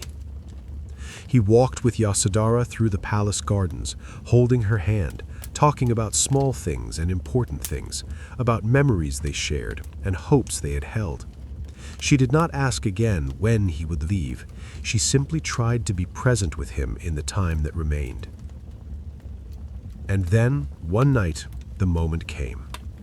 It was deep night, that hour when sleep is heaviest and the world is most still. Siddhartha lay beside Yasodhara, listening to her breathing, knowing that this was the last time he would lie beside her as her husband. He had waited for this night deliberately. Rahula had been born, the line of succession was secured. His duty as a husband and father had been fulfilled, at least in the minimal biological sense. To leave before his son's birth would have been unforgivable. But now, with an heir provided, with his wife not pregnant and vulnerable, he could barely justify what he was about to do. The justifications were thin comfort. He knew that. He knew what he was about to do would cause pain, but he also knew he could not stay. Slowly, carefully, he rose from the bed. Yasodhara stirred but did not wake. Siddhartha moved to where Rahula slept in his cradle. The baby was on his back, one small fist curled near his face, sleeping peacefully. Siddhartha stood over his son for a long time, looking down at him. He wanted to pick him up, to hold him one last time, to kiss his forehead and whisper words of love and blessing. But he was afraid that if he did, if he felt that small body in his arms again, he would not have the strength to leave. So he simply stood there, watching his son sleep, silently speaking words that would never be heard. "I am sorry. I am leaving not because I do not love you, but because I love you too much to accept this world without understanding it. I am leaving to find answers, if answers exist. I am leaving to seek a way beyond suffering, so that perhaps, someday, I can offer you something more than a comfortable cage." Then he turned to where Yasodhara lay sleeping. In the dim light, she was beautiful, peaceful, trusting. He had broken his promise to her, the implicit promise of every marriage, that they would face life together, that he would be there. He was choosing his quest over her companionship, his questions over her love. But was that fair? She loved him, yes, but she did not share his consuming need to understand suffering. She could live in the palace, could raise their son, could find contentment in the life they had built. His leaving would cause her pain, but perhaps not as much pain as his staying while being only half present, only half alive, tortured by questions she could not answer. He told himself this, knowing it was partly true and partly self-serving. The truth was, he was going to leave no matter what. He had to. Siddhartha moved silently to the door of the chamber. He paused there, looking back one last time at the two people who were his whole heart. Then he stepped through and closed the door behind him.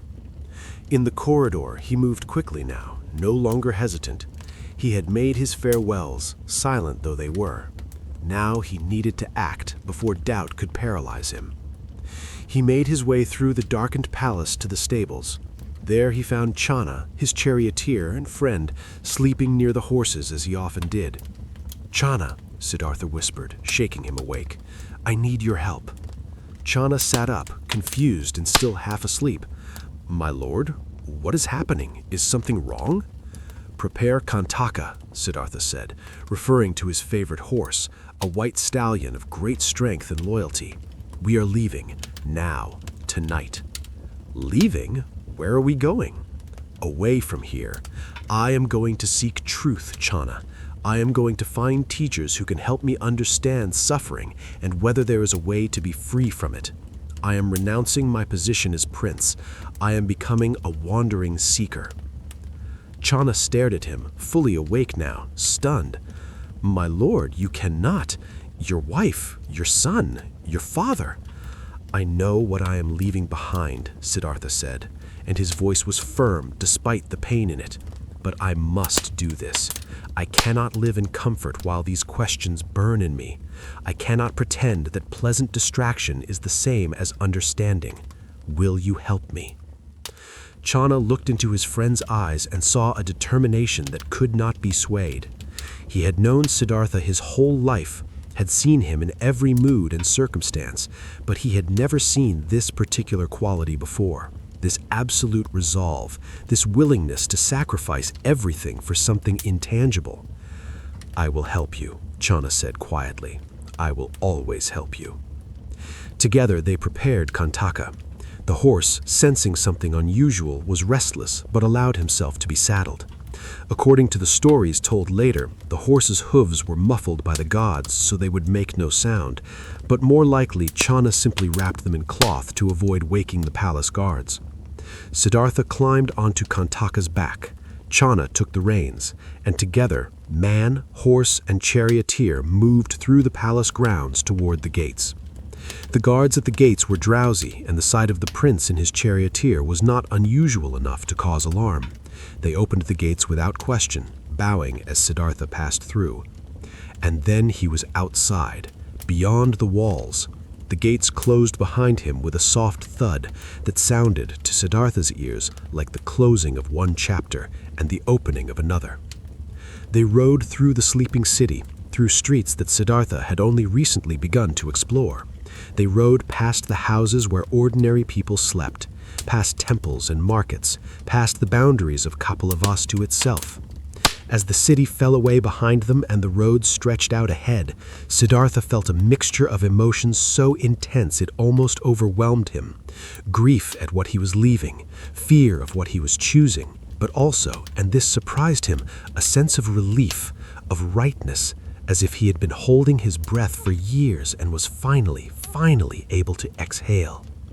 They rode through the night, putting distance between themselves and the palace, between Siddhartha and the life he had known. As dawn began to lighten the eastern sky, they stopped near a river at the edge of the Shakya territory. Siddhartha dismounted. He stood for a moment, looking back in the direction they had come, though the palace was long since out of sight.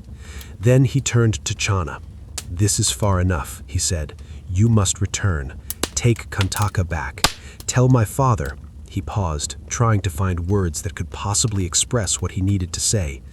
"Tell him I am sorry. Tell him I had to go. Tell him that I will return when I have found what I am seeking, or when I know for certain it cannot be found." "And what shall I tell your wife?" Channa asked, his voice rough with emotion. "Tell her I loved her. Tell her I love her still. Tell her I did not leave because of any fault in her, but because of a need in me that I could not ignore. Tell her," his voice broke, "tell her I am sorry." Channa nodded, unable to speak. Then Siddhartha did something that shocked his companion. He drew his sword, the ornate blade that marked his status as a Kshatriya prince, and with one swift motion he cut off his long hair. It fell to the ground in dark lengths, the hair that had been oiled and groomed and cared for, that had marked him as nobility. What remained was rough and short, the hair of a common man, a wanderer, an ascetic. Next, he began to remove his fine clothing, the silk and gold, the princely garments that identified him as a member of the royal class. He stood in his simple undergarments, and even those seemed too fine for what he intended to become.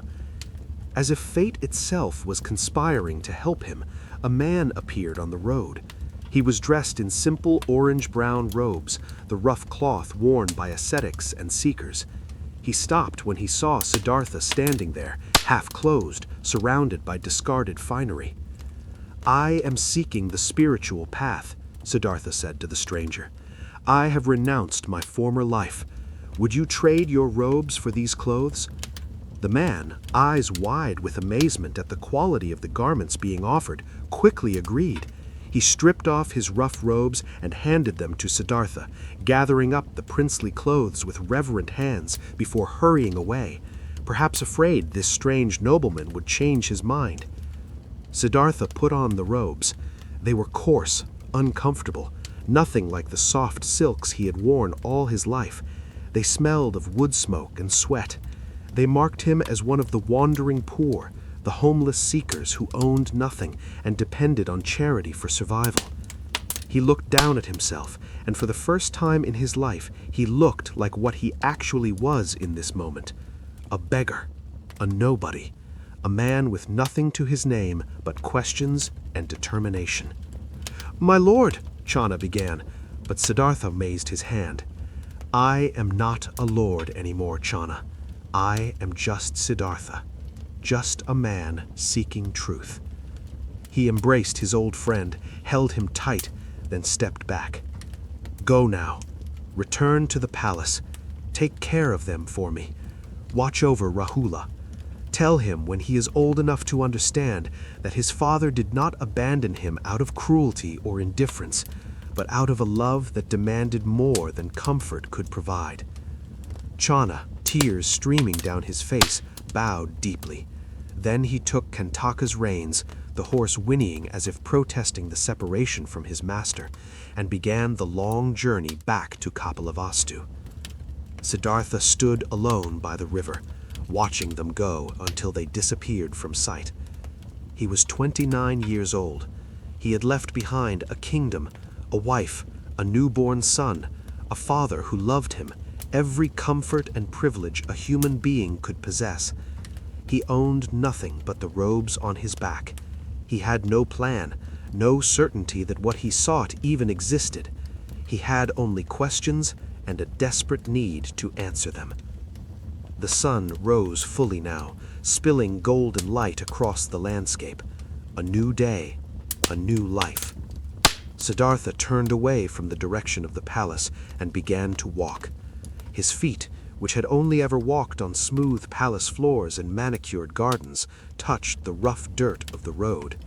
He did not know where he was going exactly, but he knew what he was seeking: truth, liberation, understanding, a way beyond suffering. The great departure was complete. The prince had become a seeker, and the real journey, the one that would change the world, had just begun. Siddhartha walked south, following the roads that wandering ascetics traveled, listening for word of teachers who might have the answers he sought. His feet, unused to rough terrain, blistered and bled. His stomach, accustomed to regular, elaborate meals, cramped with hunger as he learned the reality of depending on alms, sometimes generous, often meager, occasionally nothing at all. The first few days were the hardest. His body protested every discomfort. His mind kept returning to the palace, to Yasodhara and Rahula, to the soft bed and the certainty of food and the walls that had always protected him. But each time these thoughts arose, he reminded himself why he had left. Comfort had given him nothing but pleasant distraction. Truth, if it existed, would require something more. Word traveled quickly in the small kingdoms of northern India. A Shakya prince had renounced his throne. The son of King Suddhodana had become a homeless wanderer. Some people whispered that he had gone mad.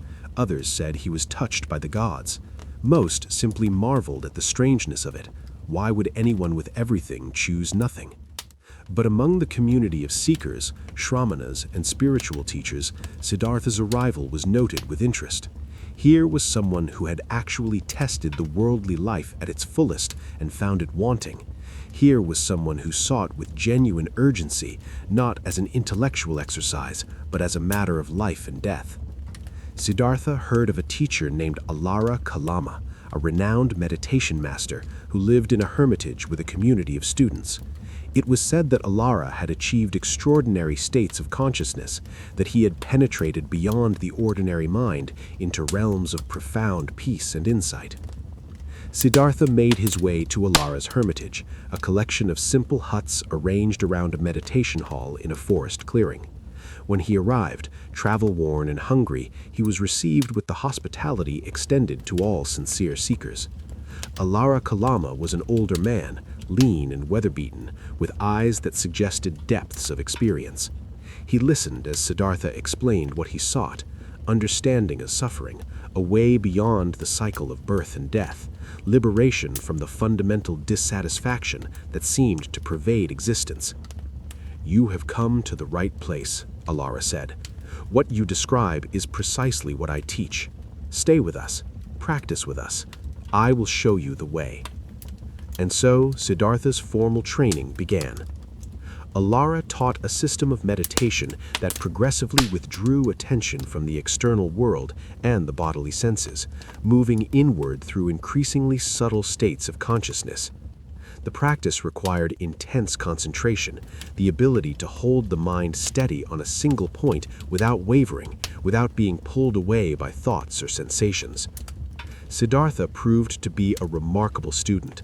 The same one-pointed focus he had brought to archery and scholarship, he now applied to meditation. He sat for hours, his body perfectly still, his mind learning to settle like sediment in still water. Under Alara's guidance, he passed through what were called the jhanas, deep meditative absorptions. In the first jhana, thought continued but was suffused with pleasure and joy born of seclusion from sensory desire. In the second, even thought subsided, leaving only joy and one-pointed concentration. In the third, joy gave way to a profound equanimity, a balance untouched by pleasure or pain. In the fourth jhana, even equanimity became so refined that it was barely distinguishable from the awareness that observed it. These states were remarkable, unlike anything Siddhartha had experienced. In deep meditation, the concerns of ordinary life fell away completely. There was no body, no palace, no Yasodhara or Rahula, no suffering, no questions, just pure, clear, peaceful awareness. But Alara took him further still. Beyond the four jhanas lay what he called the formless attainments, states of consciousness so refined that even the sense of being a self in space began to dissolve. The first of these was the sphere of infinite space. In this state, awareness expanded until it seemed to contain all of space, with no boundaries, no center, no periphery. Siddhartha learned to rest in this boundless expanse, finding a peace that was vast and cool and utterly impersonal. Then came the sphere of infinite consciousness. Here, attention shifted from the sense of infinite space to the awareness itself, consciousness contemplating consciousness, without object, without limit. And finally, Alara taught him the sphere of nothingness, a state so subtle that even consciousness of consciousness dissolved. What remained was neither something nor nothing, just a bare, minimal sense of presence without content. It took Siddhartha only a few months to master what other students had struggled with for years. His concentration was powerful, his determination unwavering.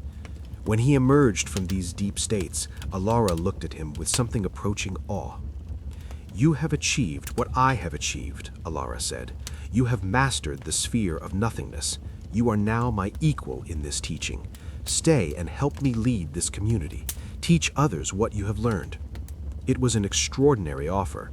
Siddhartha had been a student for mere months, yet here was his teacher offering to make him a co-teacher, acknowledging that they now stood on the same ground. But Siddhartha, sitting in meditation that night, examining his own mind with the clarity he had developed, realized something troubling. These states were peaceful, yes, they were profound, they were unlike anything ordinary consciousness could produce, but they were temporary. When he emerged from meditation, he was still the same person with the same questions. The peace he found in the sphere of nothingness did not persist when he opened his eyes and returned to ordinary awareness. More importantly, these states did not touch the fundamental problem he had set out to solve. Old age, sickness, and death still waited. Suffering was only suppressed during meditation, not eliminated at its root. The moment awareness returned to normal functioning, all the old tendencies, all the old patterns of grasping and aversion returned as well. This was not liberation. This was refined, temporary escape. When Siddhartha explained his reservations to Alara, the old teacher nodded slowly. "You are right," he said. "What I have taught you is the highest I know, but if it does not satisfy you, you must seek further. I have nothing more to give." There was no bitterness in Alara's words, only honesty. He had taken his teaching as far as it went, and he was wise enough to acknowledge its limits. Siddhartha bowed deeply to his teacher, grateful for what he had learned, but knowing he needed to continue his search. The mastery of concentration and the exploration of subtle states of consciousness had been valuable. He had learned the mind's capacity for peace and the possibility of states beyond ordinary awareness. But these were tools, not the goal itself. He traveled on, and soon heard of another teacher, Uddaka Ramaputta, who was said to teach states even more refined than those of Alara Kalama. Uddaka's hermitage was smaller, more austere. The teacher himself was ancient, a man who seemed to have been practicing meditation since before Siddhartha was born. When Siddhartha arrived and explained what he sought and what he had already learned with Alara, Uddaka's eyes brightened with interest. "Alara's teaching is good but incomplete," Uddaka said. "There is a state beyond the sphere of nothingness. Come, I will teach you." and so Siddhartha studied with his second great teacher. Uddaka guided him to what was called the sphere of neither perception nor non-perception, a state so refined, so subtle, that it could barely be described. It was not consciousness in any ordinary sense, but nor was it unconsciousness. Not perception, but not its absence either. A bare, minimal flicker of awareness, so faint it was almost indistinguishable from nothing at all. It was, in its way, the furthest reaches of what the human mind could achieve through concentration alone. To abide in this state was to touch the very edge of consciousness, the boundary between being and non-being. Again, Siddhartha mastered the teaching with remarkable speed. Within months, he had achieved what Uddaka considered the highest attainment possible. And again, Uddaka offered to make him a co-teacher, to have him stay and lead the community. And again, Siddhartha found himself sitting in meditation afterward, examining what he had achieved with clear-eyed honesty. This state was even more refined than the sphere of nothingness. It was extraordinarily peaceful, a kind of peace that ordinary language could barely describe. But it was still temporary. And more importantly, when he emerged from it, nothing fundamental had changed. He had not understood suffering. He had only become very skilled at entering states where suffering could not reach him. It was like becoming an expert at holding one's breath underwater. Impressive, perhaps, but eventually one must surface and breathe, and when one did, the water was still there. Siddhartha thanked Uddaka for his teaching, bowed in respect, and left. He had now studied with the two greatest meditation masters in the region. He had mastered states of consciousness that few human beings ever accessed. He had abilities that would have made him a sought-after teacher in his own right, but he still did not have what he was looking for. The teachings of Alara and Uddaka had shown him the mind's capacity for peace and concentration. They had given him tools he would use later, but they had not touched the root of suffering.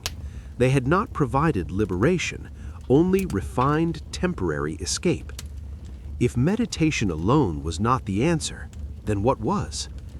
As Siddhartha wandered, uncertain now of where to turn, he encountered a different kind of teaching, a different approach to spiritual practice that was becoming increasingly popular among seekers of his time. If the problem was attachment to the body and its pleasures, then perhaps the solution was to subdue the body completely. If desire was the cause of suffering, then perhaps the way to end suffering was to eliminate all desire through force, through will, through the systematic destruction of every physical comfort and need. This was the path of extreme asceticism, and Siddhartha, frustrated with the limitations of meditation, decided to explore it. He fell in with a group of 5 ascetics who were practicing severe austerities in a grove near Uruvela on the banks of the Neranjara River. These men, Kondana, Badya, Vapa, Mahanama, and Asaji, welcomed Siddhartha when they learned of his renunciation and his training with Alara and Uddaka. Here was someone serious, they thought, someone who might push the practice to its furthest extremes. The ascetic path these men followed was one of deliberate self-mortification. The body, they believed, was the enemy of the spirit. Its needs and desires were chains that kept one bound to the wheel of rebirth. Therefore, the body must be broken, its demands must be denied, its every comfort must be refused. Siddhartha, with the same intense determination he had brought to every previous endeavor, threw himself into these practices with frightening totality. He began to fast, eating less and less. First 1 meal a day, then 1 meal every 2 days, then even less. His diet shrank to a handful of lentils, a few grains of rice, perhaps a single fruit. Some days he ate nothing at all. His body, which had been strong and vital, began to change. His muscles wasted away. His ribs became visible, then prominent, then painfully stark. His skin, which had been smooth and healthy, became dry and cracked. His hair, already cut short when he left the palace, began to fall out in patches. But he did not relent. The 5 ascetics watched with admiration and horror as Siddhartha pushed himself beyond what they had dared. If fasting was good, he seemed to reason, then extreme fasting was better. If denying comfort was the path, then he would deny himself everything. He practiced breath control, holding his breath until his head pounded and his vision darkened, until he collapsed unconscious. He believed that if he could master even his body's need for breath, even that most basic requirement for life, he would transcend physical limitation entirely. He sat in meditation through the hottest part of the day without shade, feeling the sun burn his skin, enduring the pain as a kind of purification. He lay on beds of thorns, sat on rocks, refused shelter during the monsoon rains that soaked him to the bone. He spoke less and less. The 5 ascetics tried to converse with him, but increasingly he was withdrawn into his own private ordeal, focused entirely on the battle between his will and his body. Months turned into years. 1 year, 2 years, 3 years, 4, 5, 6. 6 years of systematic self-destruction, all in the name of spiritual liberation. Siddhartha became a living skeleton. His eyes, once bright and alert, sank deep into their sockets. His skin became so thin that the outline of his bones was visible beneath it. His belly was concave, pulled tight against his spine. When he touched his stomach, he could feel his backbone from the front. The local villagers who saw him were frightened. Children would run away at the sight of him, thinking he was a ghost or demon. Even the 5 ascetics, hardened practitioners themselves, looked at him with concern. But still he persisted, because somewhere in his mind he had convinced himself that this was the way, that if he could just push hard enough, deny strongly enough, suffer severely enough, something would break through. Enlightenment would come as a reward for his sacrifice, his determination, his willingness to go further than anyone else. There were moments when he nearly died, times when his breathing became so shallow that it barely continued, when his heartbeat slowed to an irregular flutter, when consciousness dimmed to a bare spark. And in those moments, approaching the very edge of death, did enlightenment come? Did liberation reveal itself? Did the truth he sought finally appear? No. There was only weakness, only suffering, only the body shutting down system by system in the face of relentless deprivation. The ascetics waited for Siddhartha to achieve what they hoped he would achieve, some kind of transcendent breakthrough that would validate their path, that would prove that suffering could be overcome through more suffering, that the body could be beaten into submission and liberation forced through sheer will. But Siddhartha, in the depths of his practice, was beginning to suspect something different, something that would, when he finally acknowledged it, change everything. The extreme asceticism was not working. Just as refined meditation had been escape rather than liberation, extreme asceticism was punishment rather than freedom. He was destroying his body, but he was not understanding suffering. He was proving his determination, but he was not finding truth. He was going to die here, in this grove, having proven nothing except that a human being could endure extraordinary pain before the body finally gave up. One day, as he sat in meditation, his body so weak that even sitting upright required effort, a memory arose. Unbidden, unexpected, it floated into his awareness like a leaf drifting onto the surface of a pond. He was a child again, sitting under the mango tree in the palace garden. It was the day of a festival, and everyone else was occupied with celebrations. He had slipped away to sit alone, and in that sitting, with no instruction, no practice, no forcing, a natural peace had arisen, a simple, effortless awareness, joy that came not from pleasure, but from being present, from being alive, from being conscious without striving.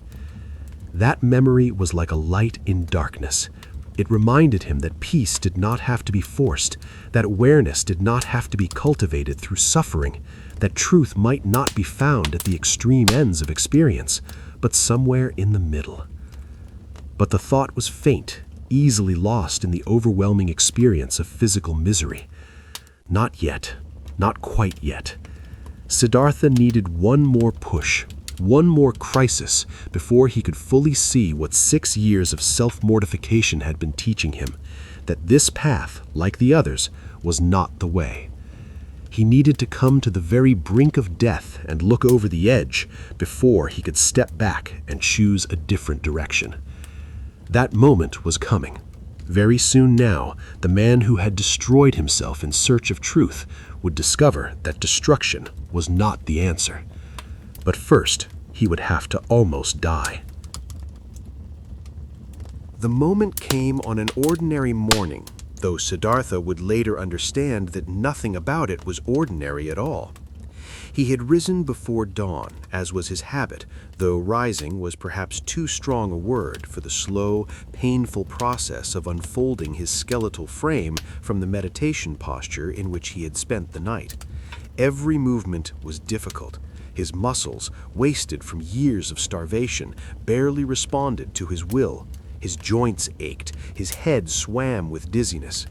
He made his way slowly to the Naranjara River to wash. Each step was a negotiation between intention and capability. His feet, which had once carried him with the grace of a trained warrior, now shuffled and stumbled over roots and stones he could barely see through vision clouded by malnutrition. At the river's edge, he knelt, carefully, because falling might mean being unable to rise again, and splashed water on his face. The reflection that looked back at him from the slow-moving current was almost unrecognizable.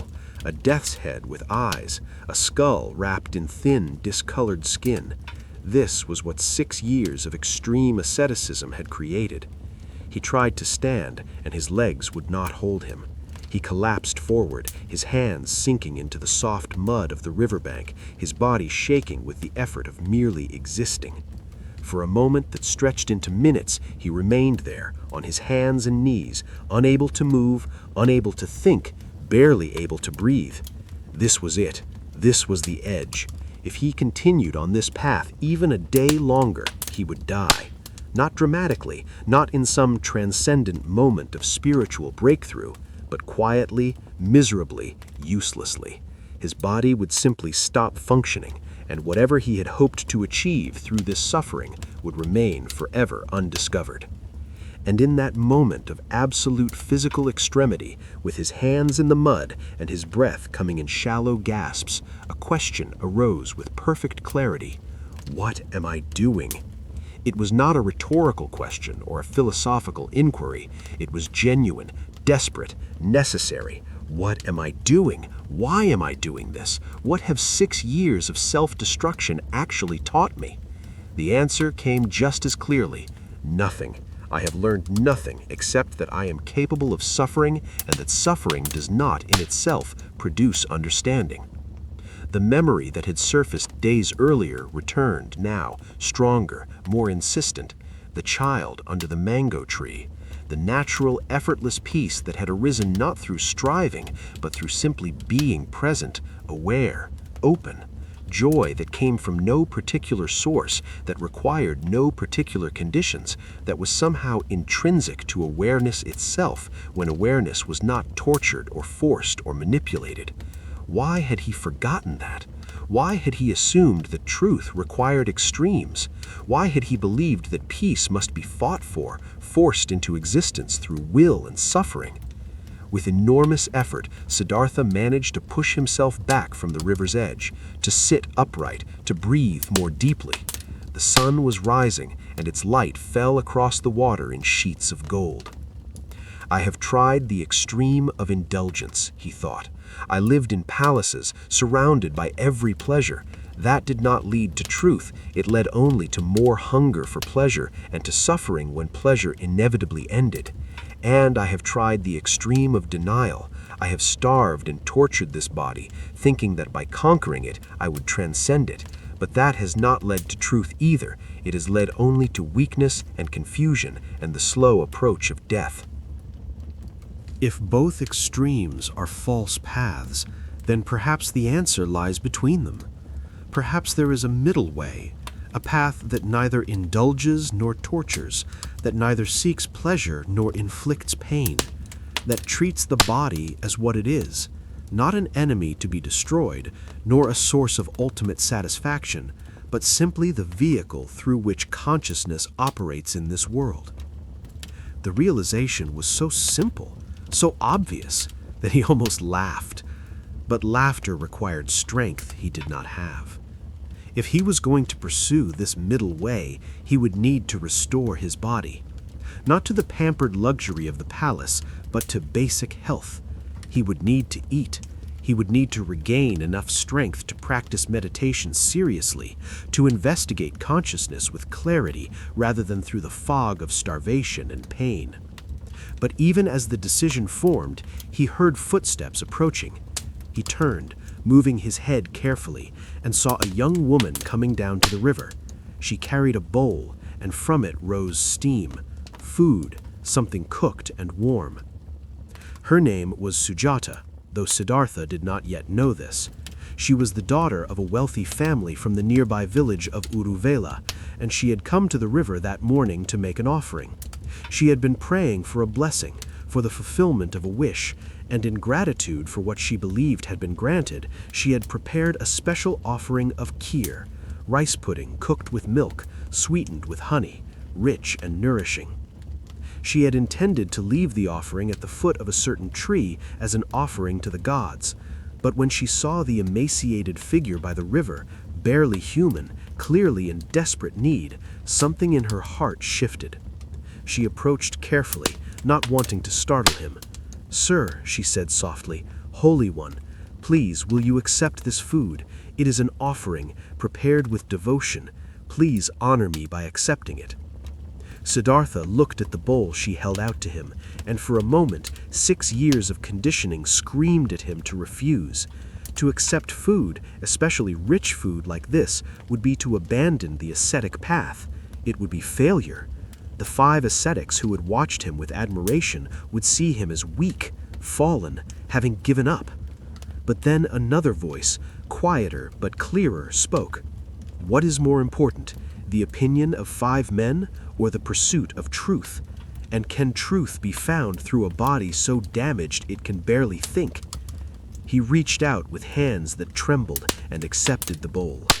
"Thank you," he said, his voice hoarse from disuse. "Your generosity is a blessing." Sujata, seeing his condition, felt tears rise in her eyes. She had never seen anyone so close to death who was still alive. She bowed deeply and hurried away, not wanting to embarrass him or herself with her emotion. Siddhartha sat with the bowl in his lap, feeling its warmth through the rough cloth of his robes. He lifted a small amount to his lips and tasted it. Sweet, rich, nourishing. His stomach, which had not received substantial food in so long, cramped at first, protesting this sudden arrival of sustenance, but he ate slowly, carefully, letting his body adjust. The kheer was like life itself, flowing back into a vessel that had been emptied to the point of destruction. With each small mouthful, he felt a tiny bit of strength return, a slight lifting of the fog that had clouded his thinking for so long. When he had eaten what he could, not all of it, his stomach was too shrunken for that, he sat with the bowl beside him and felt the morning sun on his face. Felt it not as punishment or purification, but simply as warmth, as something pleasant and life-giving. He noticed, as if for the first time in 6 years, that being alive, simply being conscious and present, was itself remarkable. Not something to be transcended or overcome, but something to be understood. Later that day, the 5 ascetics found him. They had been searching for him, concerned when he had not returned from the river. When they saw him sitting there, saw the empty bowl beside him, saw that he had eaten substantial food, their faces registered first disbelief, then disappointment, then something like disgust. Kundana, the eldest of the 5, spoke for all of them. "Siddhartha, what have you done? You have abandoned the path. After all these years, after all your efforts, you have given up." "I have not given up," Siddhartha said, and his voice, though still weak, carried a certainty that made them pause. I have realized that this path leads nowhere. I have realized that destroying the body is not the same as understanding the mind. I have realized that there must be another way."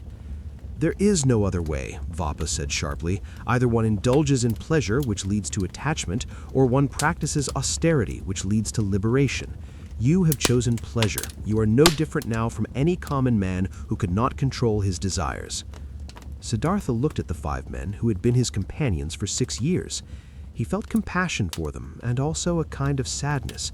They were sincere seekers, but they were trapped in the same false dichotomy he had been trapped in, believing that extremes were the only options.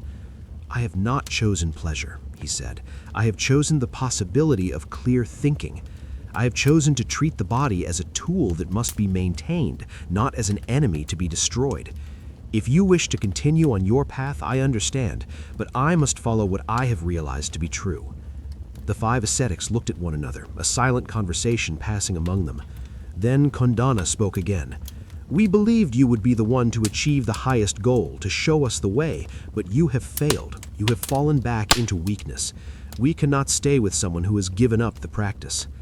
And with that, they turned and walked away, heading north toward Isipatana near Varanasi, where they would continue their austerities without him. Siddhartha watched them go and felt no anger, no defensiveness, no need to justify himself. They would follow their path and he would follow his. That was all. Over the following days, as Siddhartha gradually ate more, his body began the slow process of recovery. Muscle did not return overnight, and the damage from 6 years of starvation could not be undone in a week, but little by little, strength returned. His vision cleared. His mind, no longer clouded by the constant noise of physical suffering, became sharper, more focused, more capable of the investigation he needed to pursue. He realized that the middle way was not simply about food and physical comfort. It was a principle that applied to everything.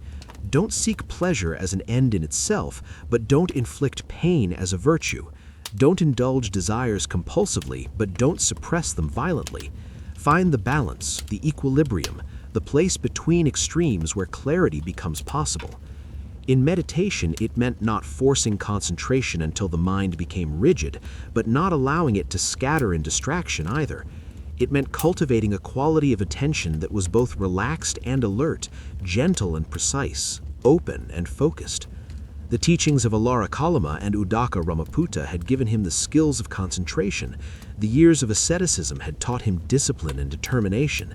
And now this middle way was providing the balance necessary to bring all these elements together. As his body healed, Siddhartha felt a growing sense of readiness, though for what exactly he could not yet say.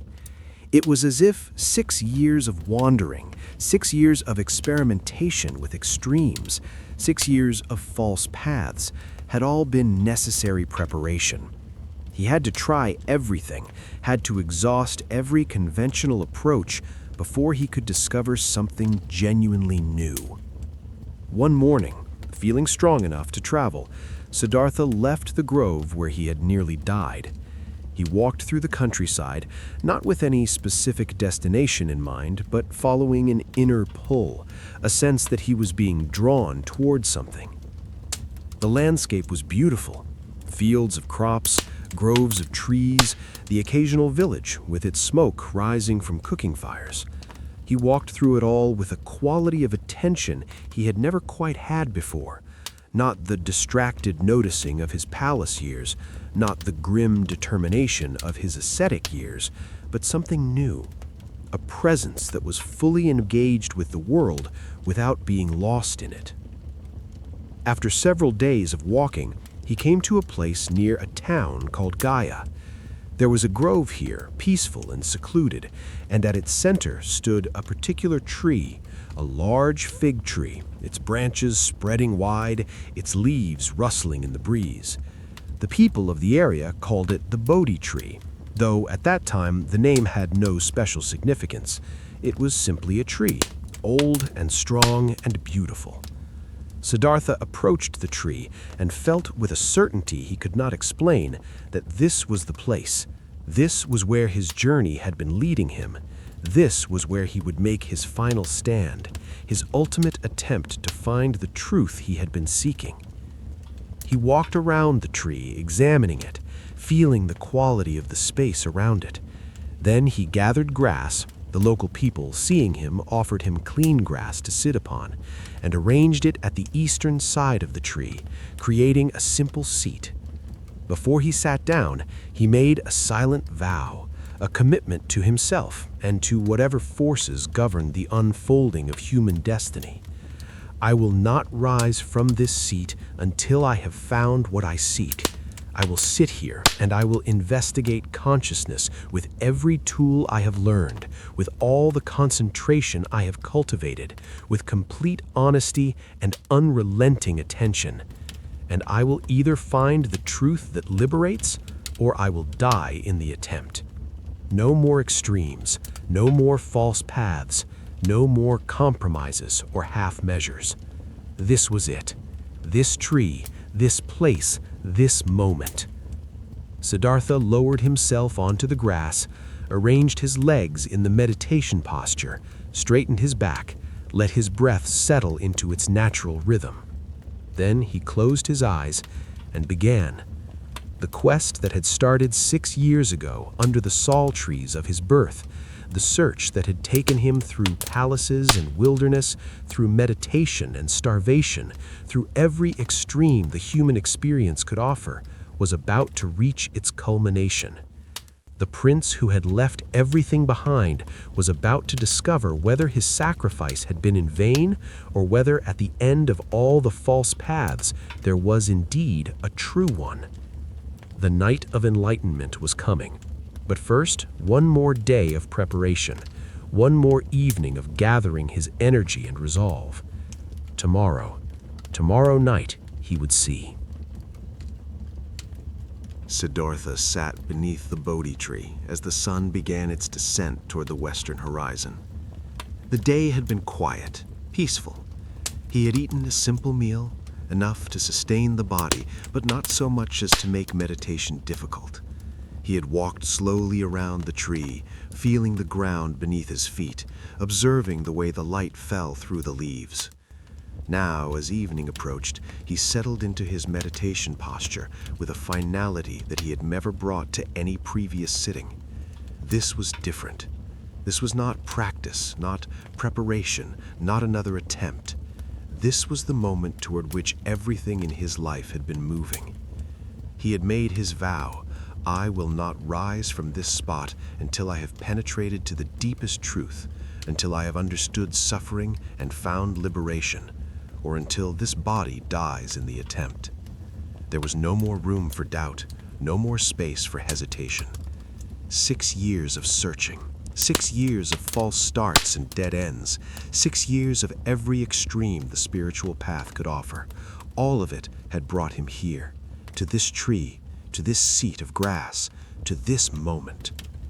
The sun touched the horizon, and the sky began to deepen from blue to violet to the rich darkness of night. Stars appeared one by one, ancient lights watching over this solitary figure beneath an ancient tree. Siddhartha let his breath settle. He let his body find its natural stillness. He brought to bear all the concentration he had learned from Alara Kalama and Uddaka Ramaputta, all the determination he had cultivated through years of asceticism, all the balanced clarity he had discovered through the middle way. His mind, sharp and clear and focused, turned inward. The first watch of the night began. In the stillness of deep meditation, Siddhartha's awareness began to move backward through time, not as a deliberate effort, but as a natural unfolding of concentrated consciousness. He saw his present life, the palace, the departure, the years of seeking. But the mind did not stop there. It continued backward, beyond birth, beyond the moment when this particular body came into being. And he remembered. Not with the ordinary memory of recollection, but with the direct seeing of consciousness witnessing its own continuity. He saw previous lives, previous bodies, previous births and deaths stretching backward through time like reflections in parallel mirrors extending to infinity. He had been a merchant in one life, a craftsman in another.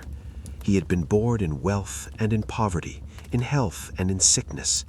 He had been male and female, young and old. He had died in peace and in violence, slowly and suddenly. He had been loved and hated, praised and condemned. Life after life after life, unfolding in his awareness like a scroll being unrolled. Hundreds of lives, thousands, spanning ages beyond counting. And in each one, the same pattern: birth, growth, aging, death. Pleasure turning to pain, satisfaction turning to hunger, joy turning to sorrow. The wheel turning endlessly, inexorably. But it was not just his own lives he saw. As his concentration deepened further, his awareness expanded to encompass other beings.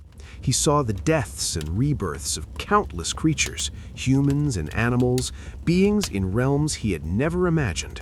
All of them caught in the same cycle, all of them spinning through existence, driven by forces they did not understand, grasping at pleasures that could not last, fleeing from pains they could not avoid. This was samsara, the endless round of birth and death. This was the ocean of existence in which all beings swam, sometimes rising to the surface in moments of pleasure, sometimes sinking into depths of suffering, but never escaping, never finding solid ground.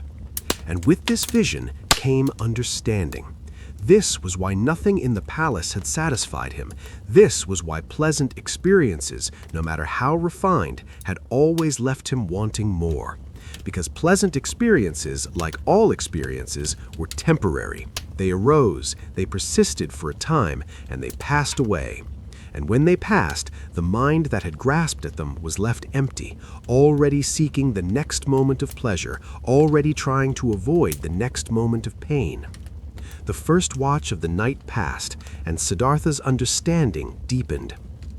In the second watch of the night, his investigation turned to the mechanism of this cycle. If beings were caught in endless rebirth, what kept the wheel turning? What was the engine that perpetuated this suffering? And he saw it with perfect clarity: karma, action and its consequences. Every action, every thought, every intention left its trace. Like a seed planted in soil, each deed contained within it the potential for future results. Wholesome actions, those rooted in generosity, compassion, wisdom, led to pleasant rebirths, to favorable conditions. Unwholesome actions, those rooted in greed, hatred, and delusion, led to painful rebirths, to suffering. But here was the crucial insight. Even wholesome actions, even good karma, did not lead to liberation. They led only to better conditions within samsara, to more pleasant experiences within the cycle of birth and death. A palace instead of a hovel, a healthy body instead of a sick one, but still within the wheel, still subject to impermanence, still ultimately unsatisfying. The problem was not just bad karma. The problem was karma itself, the entire process of action driven by ignorance, by not seeing things as they truly were. He saw how it worked, the chain of causation that bound beings to existence. From ignorance arose formations, the deep conditioning and habits of mind. From formations arose consciousness, the awareness that identifies as I and mine. From consciousness arose name and form, the mental and physical aspects of existence. From name and form arose the 6 sense bases. From the sense bases arose contact with the world. From contact arose feeling, pleasant, unpleasant, or neutral. From feeling arose craving, the desperate grasping for pleasant experiences and aversion to unpleasant ones. From craving arose clinging, the tight grip on what we want to keep and the desperate pushing away of what we want to avoid. From clinging arose becoming, the process that perpetuates existence. From becoming arose birth, and from birth arose aging, sickness, death, sorrow, and suffering. Each link in the chain was arose dependent on the previous link. The whole process was interconnected, mutually reinforcing, a cycle that perpetuated itself as long as ignorance remained. But, and this was the revolutionary insight, if the chain was dependent, then it could be broken. If suffering arose from causes, then removing those causes would end suffering. The second watch of the night passed, and Siddhartha sat unmoving, his understanding penetrating deeper still. In the third watch of the night, as the darkness began to give way to the first hints of pre-dawn gray, Siddhartha's investigation reached its culmination. He saw with absolute clarity the four noble truths, the fundamental facts of existence that once understood unlocked the door to liberation. The first noble truth: there is suffering. Not just the obvious suffering of pain and sickness and death, but the subtler suffering of impermanence, of dissatisfaction, of the fact that everything we grasp at eventually slips through our fingers. Even pleasant experiences are tinged with suffering because they are temporary, because we know they will end, because in clinging to them we set ourselves up for disappointment. The second noble truth: suffering has a cause. It does not arise randomly or as punishment from the gods. It arises from craving, from the mind's incessant grasping after what it wants and its desperate flight from what it does not want. It arises from not seeing things as they truly are, impermanent, unsatisfactory, and not self. The third noble truth: suffering can end. Because suffering arises from causes, and because those causes are within the mind rather than imposed from outside, suffering can cease. Liberation is possible. Nirvana, the extinction of craving, the end of the cycle, is real and attainable. The fourth noble truth: there is a path that leads to the end of suffering, not through extreme indulgence, not through extreme asceticism, but through the middle way, the noble eightfold path. And what was this path? 8 interconnected practices, each supporting the others. Right view, seeing things as they actually are, understanding the four noble truths, penetrating the nature of reality. Right intention, cultivating intentions of renunciation rather than craving, of goodwill rather than ill will, of compassion rather than cruelty. Right speech, speaking truthfully, speaking helpfully, avoiding lies and harsh words and gossip. Right action, acting ethically, avoiding harm to oneself and others, living with integrity. Right livelihood, making a living in ways that do not cause suffering, that align with one's values and the welfare of all. Right effort, cultivating wholesome mental states, abandoning unwholesome ones, maintaining awareness and balance. Right mindfulness, being present and aware, observing body, feelings, mind, and mental objects with clarity and without reactivity. Right concentration, developing the focused, stable, peaceful mind necessary for deep insight. These 8 factors worked together, a comprehensive approach to transformation that addressed thought, speech, action, and meditation. Not rules imposed from outside, but practices that naturally arose from understanding how suffering originated and how it could cease. But even as these truths crystallized in Siddhartha's awareness, something else began to happen. The traditions would later describe it as the assault of Mara, the personification of death and delusion, the tempter who sought to keep beings bound to the cycle of existence. Whether Mara was a literal being or a symbolic representation of Siddhartha's own doubts and fears is perhaps less important than what the encounter represented: the final obstacles between understanding and complete liberation. First came desire. Visions arose in his mind of sensual pleasure, not the refined meditative states he had experienced with his teachers, but raw, compelling images of physical satisfaction. The palace life he had left behind, Yashothara's beauty, the comfort of luxury. Voices whispered, "Why continue this struggle? Return to pleasure. Enjoy what life offers. This quest for liberation is futile, a denial of life itself." But Siddhartha recognized these as merely thoughts, merely mental formations arising and passing like everything else. He did not suppress them, did not fight them, but simply observed them with equanimity until they dissolved of their own accord. Then came fear, images of death, of failure, of the possibility that he was wasting his life chasing an illusion. What if there was no liberation?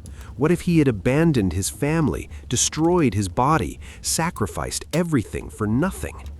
Voices whispered, "You will die here, beneath this tree, having accomplished nothing.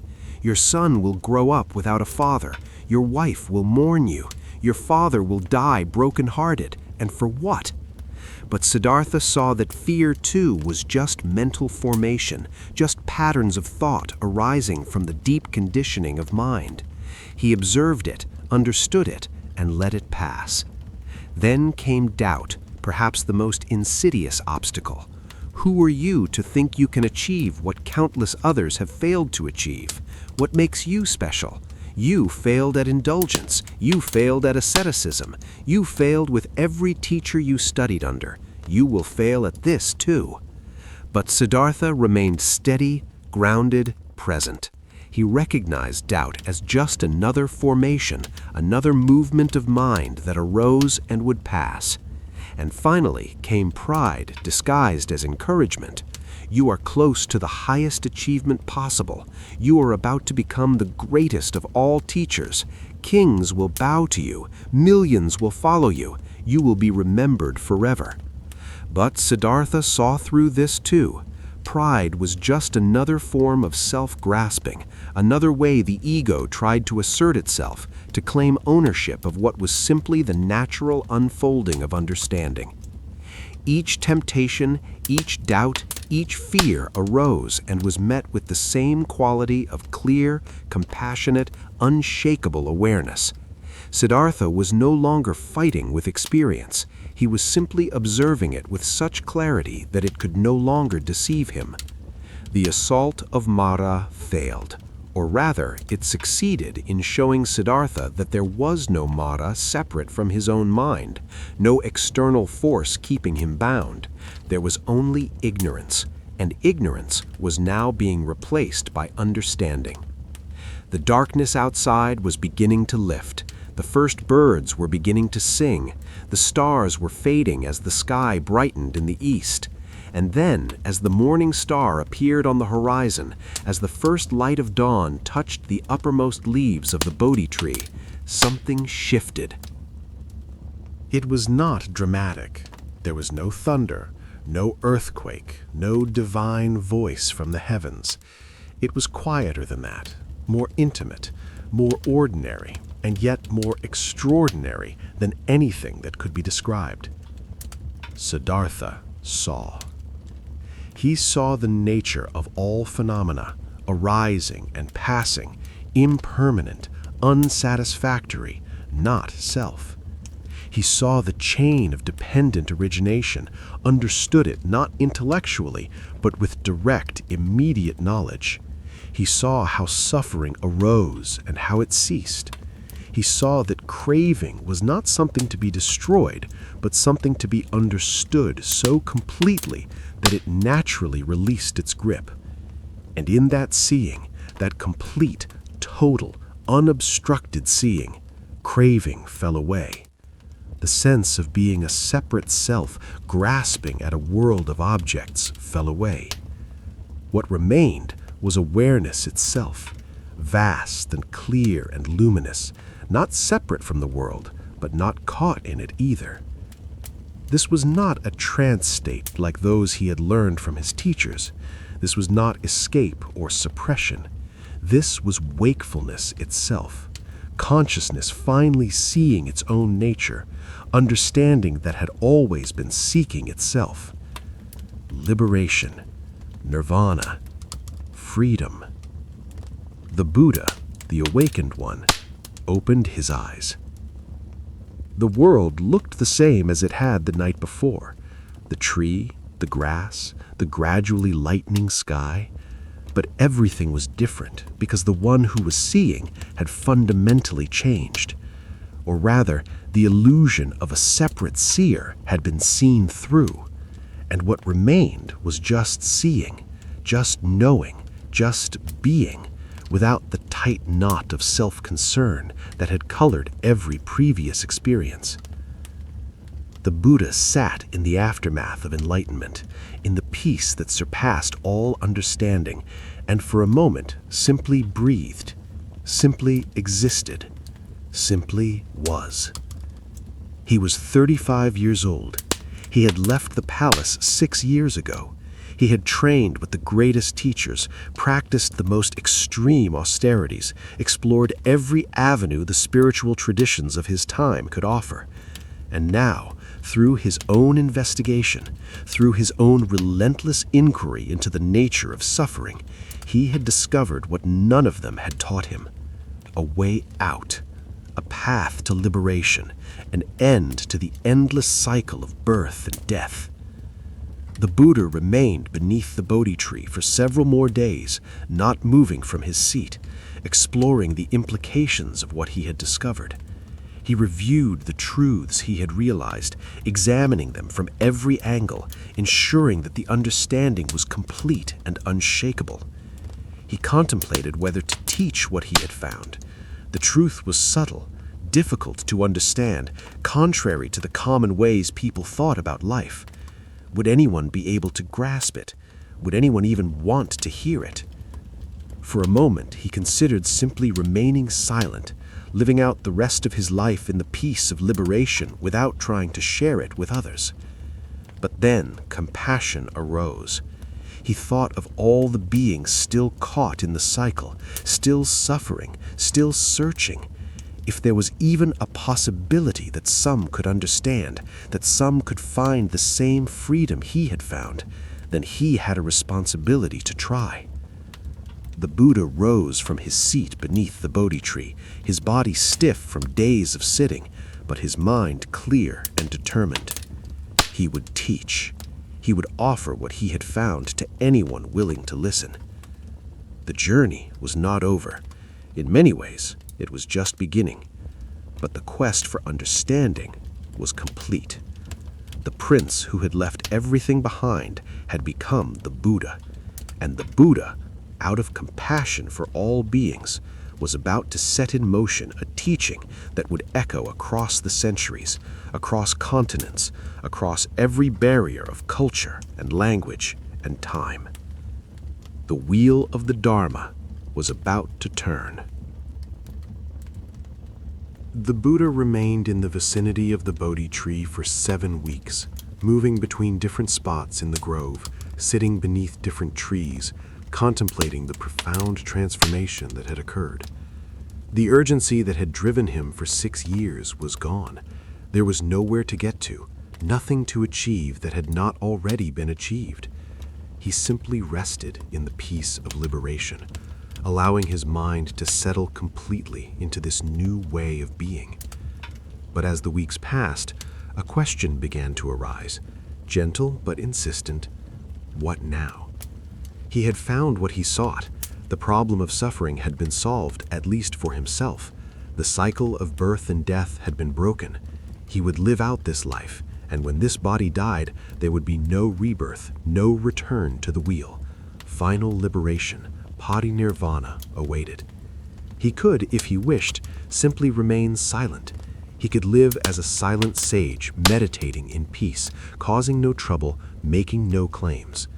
The truth he had discovered was extraordinarily subtle, difficult to grasp, contrary to the ways people ordinarily thought about existence. Who would understand it? Who would even want to hear it?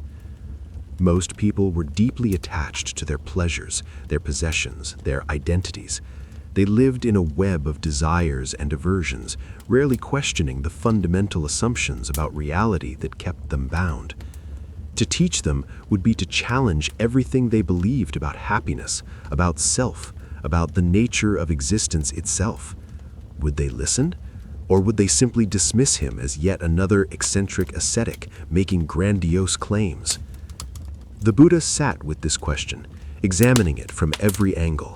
He thought about the difficulty of the teaching, about the resistance he would inevitably encounter, about the possibility that his efforts would be wasted.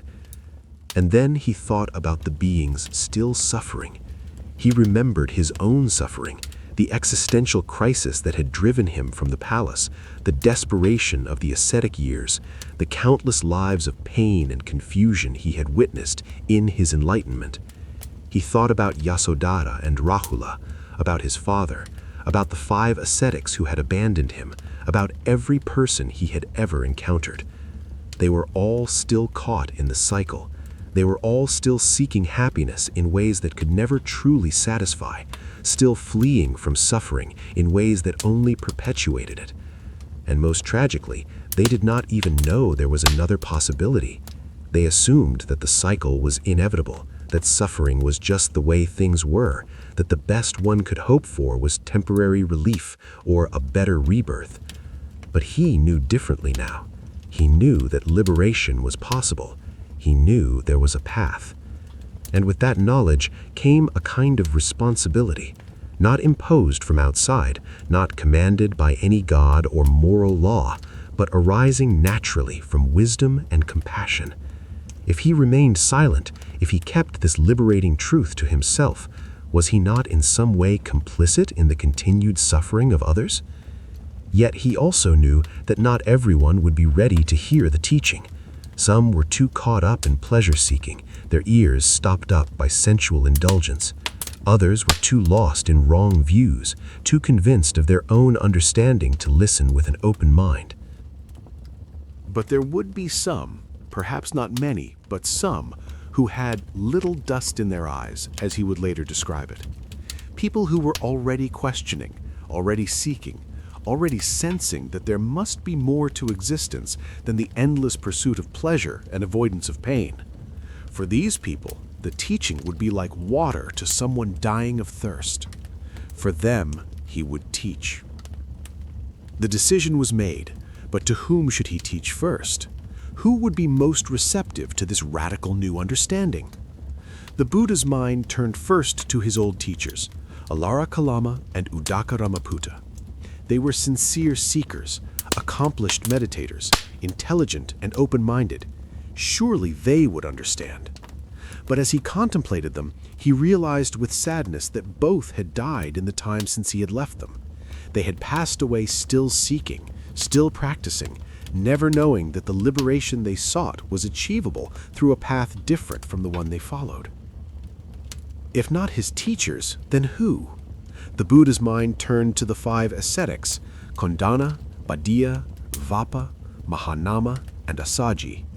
They had abandoned him when he gave up extreme asceticism, had considered him weak and fallen. But they were dedicated practitioners, and they would at least listen to what he had to say, even if only to argue against it. More importantly, the Buddha understood something now that he had not understood before.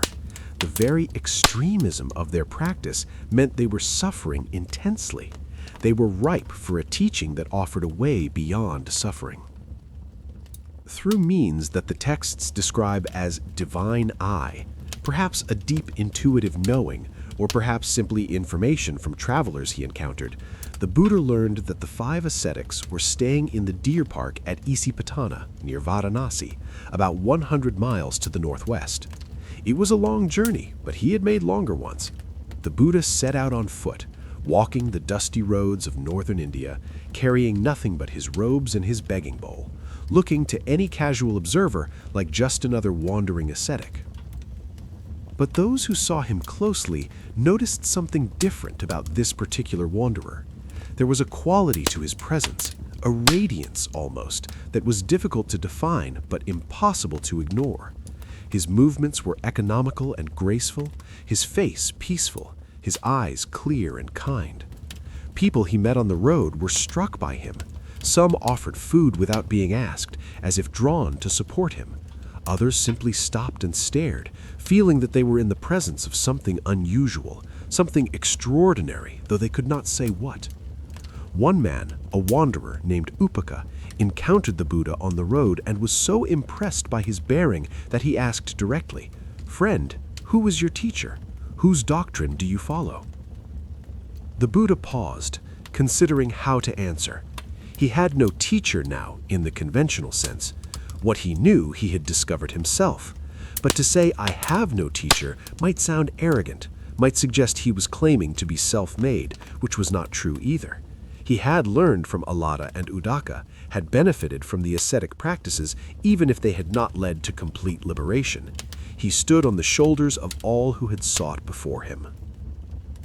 Finally, he said simply, "I am the Tathagata, the one who has arrived at truth through his own efforts. I have no teacher in this world, no equal, no rival. I am the awakened one, the Buddha. I am on my way to Varanasi to set in motion the wheel of the Dharma, to teach the path to the deathless." Upaka, not quite knowing what to make of this response, nodded politely and continued on his way. He was not yet one of those with little dust in the eyes, but others would be. After many days of walking, the Buddha arrived at the deer park in Isipatana, a beautiful grove where deer wandered freely, protected by custom and respect, where ascetics often gathered to practice and debate. The 5 ascetics were there, practicing their austerities, their bodies gaunt, their faces marked by years of self-denial. When they saw the Buddha approaching in the distance, they recognized him immediately. "Look," one of them said, "it is Gautama, the one who abandoned the practice, the one who gave up and returned to indulgence. Let us not honor him with a greeting. Let us not rise for him.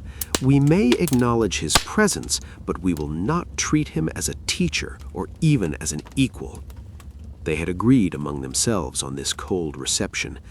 But as the Buddha came closer, as they felt the quality of his presence, their resolution began to waver. Despite themselves, despite their agreement, one by one they found themselves standing. Despite their determination to remain aloof, they found themselves stepping forward to greet him, to take his bowl, to offer him a seat, to bring him water to wash his feet. Something had changed in him. They could feel it, even if they did not yet understand what it was. The Buddha sat down, and the 5 ascetics arranged themselves around him, torn between their judgment of him as a fallen practitioner and their undeniable sense that something profound had occurred. Kondana spoke first, using the familiar form of address. "Friend Gautama, you look different. Your face is radiant, your bearing peaceful. What has happened to you?" The Buddha smiled gently. "Do not call me friend or Gautama as if I were your equal in confusion," he said, and there was no arrogance in his voice, only simple truth. "I have found what I was seeking. I have understood suffering and discovered the path to its cessation. I have become fully awakened. I am the Tathagata, the Buddha, and I have come to teach you." The 5 ascetics looked at one another, skeptical. They had watched this man nearly die from starvation, had seen him give up the ascetic path, had convinced themselves he was weak. How could he claim to have achieved the highest goal? "Gautama," Wappa said, his voice carrying a note of challenge, "when you were practicing the most severe austerities, when you pushed yourself further than any of us dared, you did not achieve awakening. How can you claim to have achieved it now when you have softened your practice, when you eat regular meals and care for your body?" The Buddha looked at him with compassion. He understood their doubt. It was reasonable, given what they had witnessed. "Friends," he said, "listen carefully. There are 2 extremes that one who has gone forth from the household life should avoid. What are these 2? The pursuit of sensual pleasure in sensual objects, which is low, vulgar, the way of ordinary people, unworthy, unprofitable. And the pursuit of self-mortification, which is painful, unworthy, unprofitable." The 5 ascetics leaned forward, listening despite themselves. "The Tathagata," the Buddha continued, "has discovered the middle way, which gives vision and knowledge, which leads to peace, to direct knowing, to awakening, to nirvana. And what is this middle way? It is the noble eightfold path. And then, as the sun began to set over the deer park, as the deer moved quietly in the gathering dusk, the Buddha gave his first teaching, what would come to be known as the Dhammacakkappavattana Sutta, the discourse on setting in motion the wheel of the Dharma. He taught them the Four Noble Truths, explaining each with perfect clarity. This is the noble truth of suffering. Birth is suffering. Aging is suffering. Illness is suffering. Death is suffering. Union with what is displeasing is suffering. Separation from what is pleasing is suffering. Not getting what one wants is suffering. In brief, the 5 aggregates of clinging are suffering. The 5 ascetics listened, recognizing the truth of this. They had seen suffering, had experienced it intimately through their ascetic practices. This is the noble truth of the origin of suffering. It is craving, which leads to renewed existence, accompanied by delight and lust, seeking delight here and there. Craving for sensual pleasures, craving for existence, craving for non-existence. Yes, they thought, they knew craving, knew how it drove them, knew the desperate quality of the mind always seeking satisfaction. This is the noble truth of the cessation of suffering. It is the remainderless fading away and cessation of that same craving, the giving up and relinquishing of it, freedom from it, non-reliance on it. Could this be true? Could suffering actually end? The 5 ascetics had assumed that the best one could hope for was to transcend suffering through extreme practice, not to actually end it at its source. This is the noble truth of the way leading to the cessation of suffering. It is this noble eightfold path: right view, right intention, right speech, right action, right livelihood, right effort, right mindfulness, right concentration. The Buddha explained each element of the path, showing how they worked together, how they supported one another, how they addressed not just meditation, but every aspect of how one lived and thought and acted. As he taught, something began to happen to Kondana. The words were not just concepts to be understood intellectually, they were pointing to something he could verify directly in his own experience. He began to see what the Buddha was describing, began to understand the arising and passing of phenomena, the way craving created suffering, the possibility of cessation. And then, like a dam breaking, like a knot being untied, understanding bloomed in Kondana's mind. He saw. Not everything, not the complete liberation the Buddha had achieved, but enough. Enough to know with certainty that the Buddha was teaching the truth, that the path was real, that liberation was possible. The Buddha, seeing this transformation in Kondana's face, smiled. "Kondana has understood," he said. "Kondana has seen the truth." And from that moment, Kondana was known as Anya Kondanya, Kondana who knows, Kondana who understands. Over the following days, the Buddha continued to teach the 5 ascetics, explaining the teaching from different angles, addressing their questions, correcting their misunderstandings. One by one, each of them had their own breakthrough, their own moment of seeing the truth of what the Buddha taught. They became his first disciples, the first members of what would come to be called the Sangha, the community of those who had heard the Buddha's teaching, verified it through their own practice, and committed themselves to following the path. The Buddha taught them not just the theory, but the practice. He showed them how to meditate without forcing, how to observe experience without grasping, how to live ethically, not as a burden, but as a natural expression of understanding. He taught them to be homeless wanderers, depending on alms, owning only the bare necessities, free from the attachments that bound ordinary people to suffering.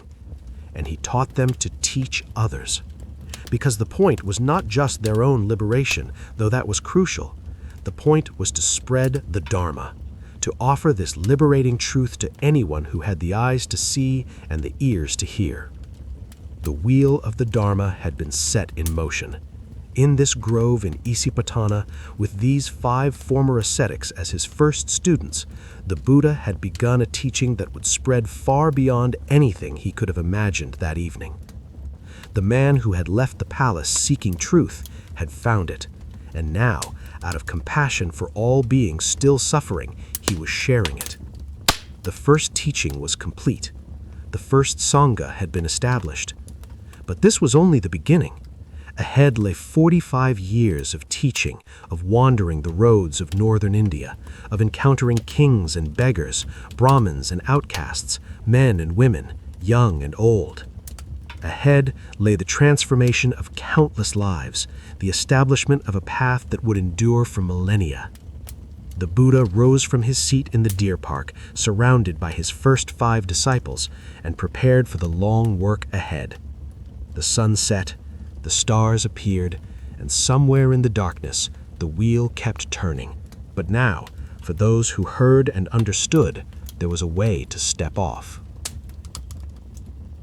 For 45 years after his enlightenment, the Buddha walked the roads of northern India.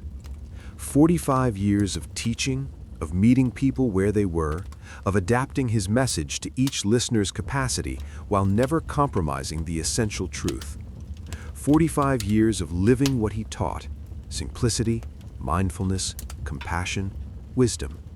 He owned nothing but 3 robes, a begging bowl, a razor, a needle, and a water strainer. He slept wherever night found him, under trees, in donated shelters, in the homes of supporters. He ate once a day, whatever was offered, whether it was simple rice or an elaborate meal, receiving both with equal gratitude and equanimity. He walked everywhere, covering thousands of miles over the decades, his feet carrying him through the kingdoms of Magadha and Kosala, through cities and villages, through forests and fields. In the rainy season, when travel became difficult, he and his growing community of monks would stay in one place, teaching intensively. But when the dry season returned, they would resume their wandering, spreading the Dharma like seeds scattered across the land. The Buddha's teaching attracted people from every level of society. This was one of its most radical aspects in a culture rigidly divided by caste. Brahmins came to debate with him, expecting to find just another wandering philosopher they could easily refute. Many left as his followers, humbled by the depth of his understanding and the clarity of his logic. Kshatriyas, warriors and rulers, were drawn to him, perhaps recognizing in him the prince he had once been, but more importantly, recognizing the authority of his wisdom. King Bimbisara of Magadha became one of his early supporters, donating a bamboo grove near Rajagaha as a permanent residence for the Buddha and his monks. It was one of the first monasteries, a place where practitioners could gather, where serious students could dedicate themselves to intensive practice. Merchants and craftsmen, the Vaishya class, found in his teaching a path that did not depend on priestly intercession or complex rituals. The Buddha taught that liberation came through one's own effort and understanding, not through the favor of Brahmins or the performance of expensive sacrifices. This message of self-reliance resonated powerfully with those who had been told their entire lives that they needed priests to mediate between them and the divine. Even Shudras, the laboring class, and those outside the caste system entirely, the untouchables, found welcome in the Buddhist community. He explicitly rejected the idea that birth determined one's spiritual capacity. A Brahmin born to the highest caste who acted with greed and hatred was no true Brahmin, the Buddha taught. A person born to the lowest station who practiced virtue and wisdom was noble regardless of birth. Not by birth is one a Brahmin, he said. Not by birth is one an outcast. By deeds is one a Brahmin. By deeds is one an outcast. This was revolutionary, dangerous even. It challenged the fundamental structure of society, the divine order that supposedly placed each person in their proper station. But the Buddha did not teach it as a political program or a social reform movement. He taught it simply as truth, as the way things actually were beneath the conventional designations of caste and class. Among his followers, former Brahmins sat beside former untouchables, meditating together, eating together, recognizing in each other the same potential for awakening. The Sangha became a living demonstration that the barriers between people were conventional, not ultimate, and that they dissolved in the light of genuine spiritual practice. The Buddha's two chief disciples emerged early in his teaching career. Sariputta and Moggallana were wandering ascetics who had been following another teacher when they first heard of the Buddha. Sariputta encountered one of the Buddha's monks, Assaji, and was so struck by his bearing that he asked what teaching he followed. Assaji, humble and reluctant to claim great understanding, said simply, "I am still new to the practice and cannot teach much, but my teacher says this: of all things that arise from causes, the Tathagata has taught their causes and their cessation. That is what the great sage teaches." These simple words were enough. Sariputta, hearing them, immediately grasped something profound. He hurried to tell his friend Moggallana, and together they sought out the Buddha. After hearing the Buddha teach, both became his disciples, and both eventually achieved full enlightenment. Sariputta became known for his wisdom, his ability to explain the Dharma with perfect clarity, his skill in teaching and organizing the community.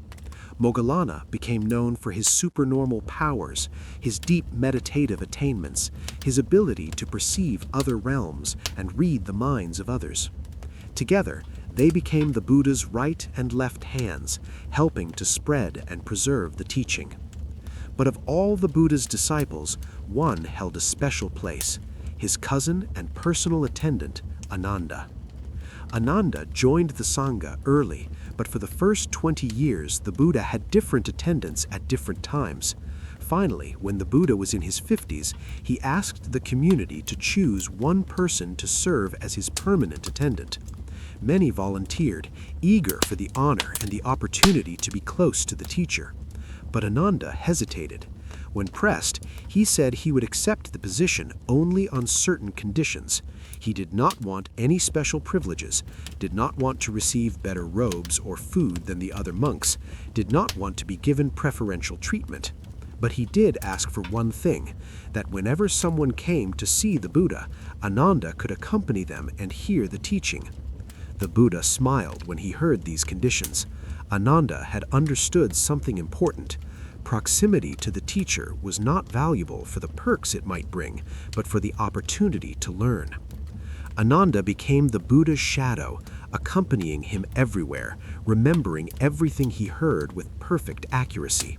He had an extraordinary memory, and later, after the Buddha's death, it would be Ananda who would recite the teachings at the first council, preserving them for future generations. "Thus have I heard," he would begin, and then repeat verbatim the discourses he had witnessed, complete with details of where they had been given, who had been present, what questions had been asked. But Ananda was more than just a recorder. He was deeply devoted to the Buddha, concerned for his welfare, protective of his time and energy. He managed the stream of visitors, determined who could see the Buddha and when, ensured that the Buddha had what he needed without being burdened by unnecessary concerns. Perhaps most importantly, Ananda would become the advocate for one of the Buddha's most consequential decisions, the admission of women into the Sangha as fully ordained nuns. In the 6th year after his enlightenment, news reached the Buddha that his father, King Suddhodana, was dying.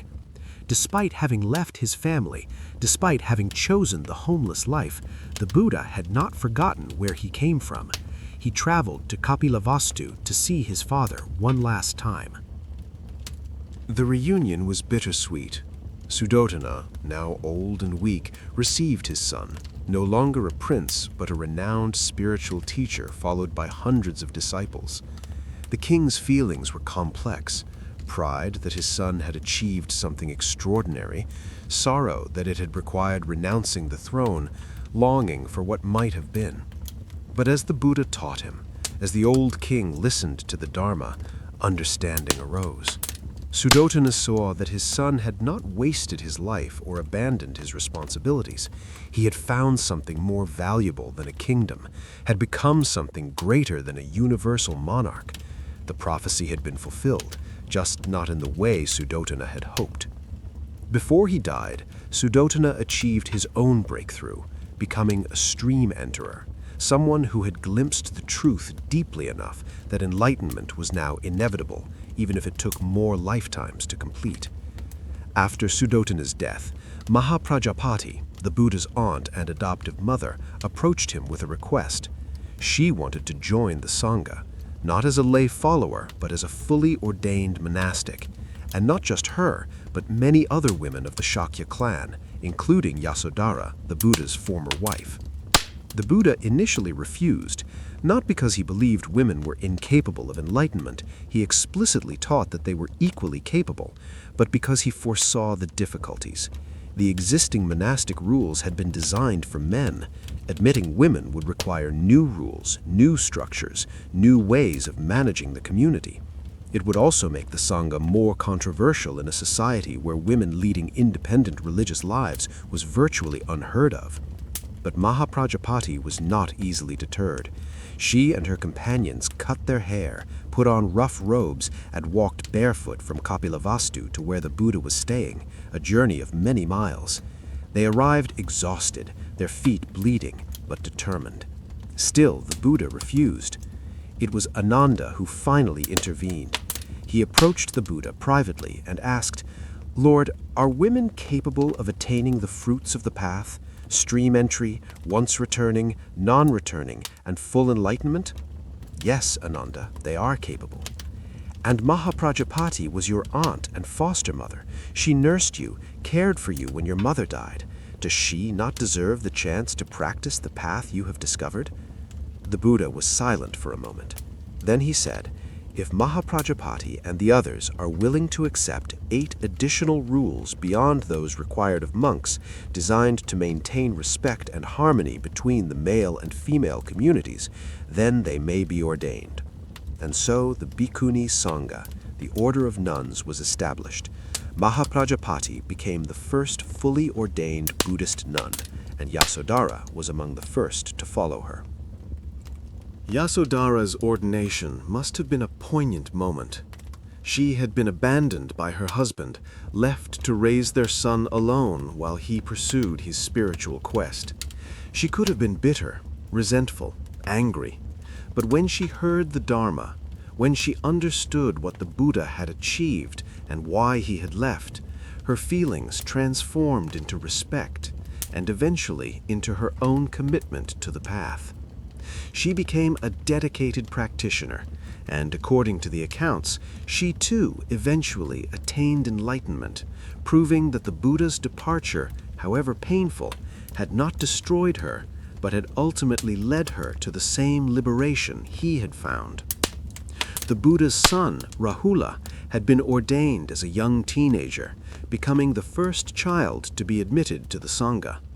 It was an unusual decision, ordaining someone so young, but Rahula was serious, dedicated, and had the advantage of growing up around the Dharma from his earliest years.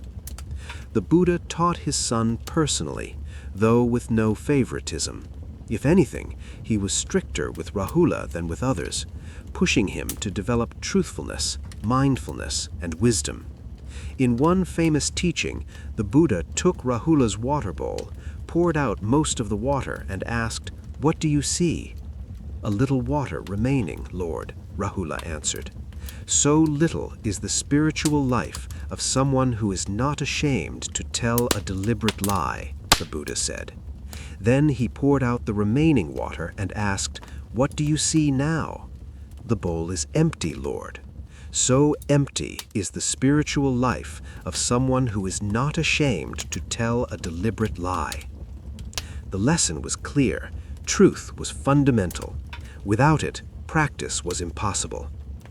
But the Buddha also taught Rahula with tenderness, guiding him in meditation, helping him develop insight.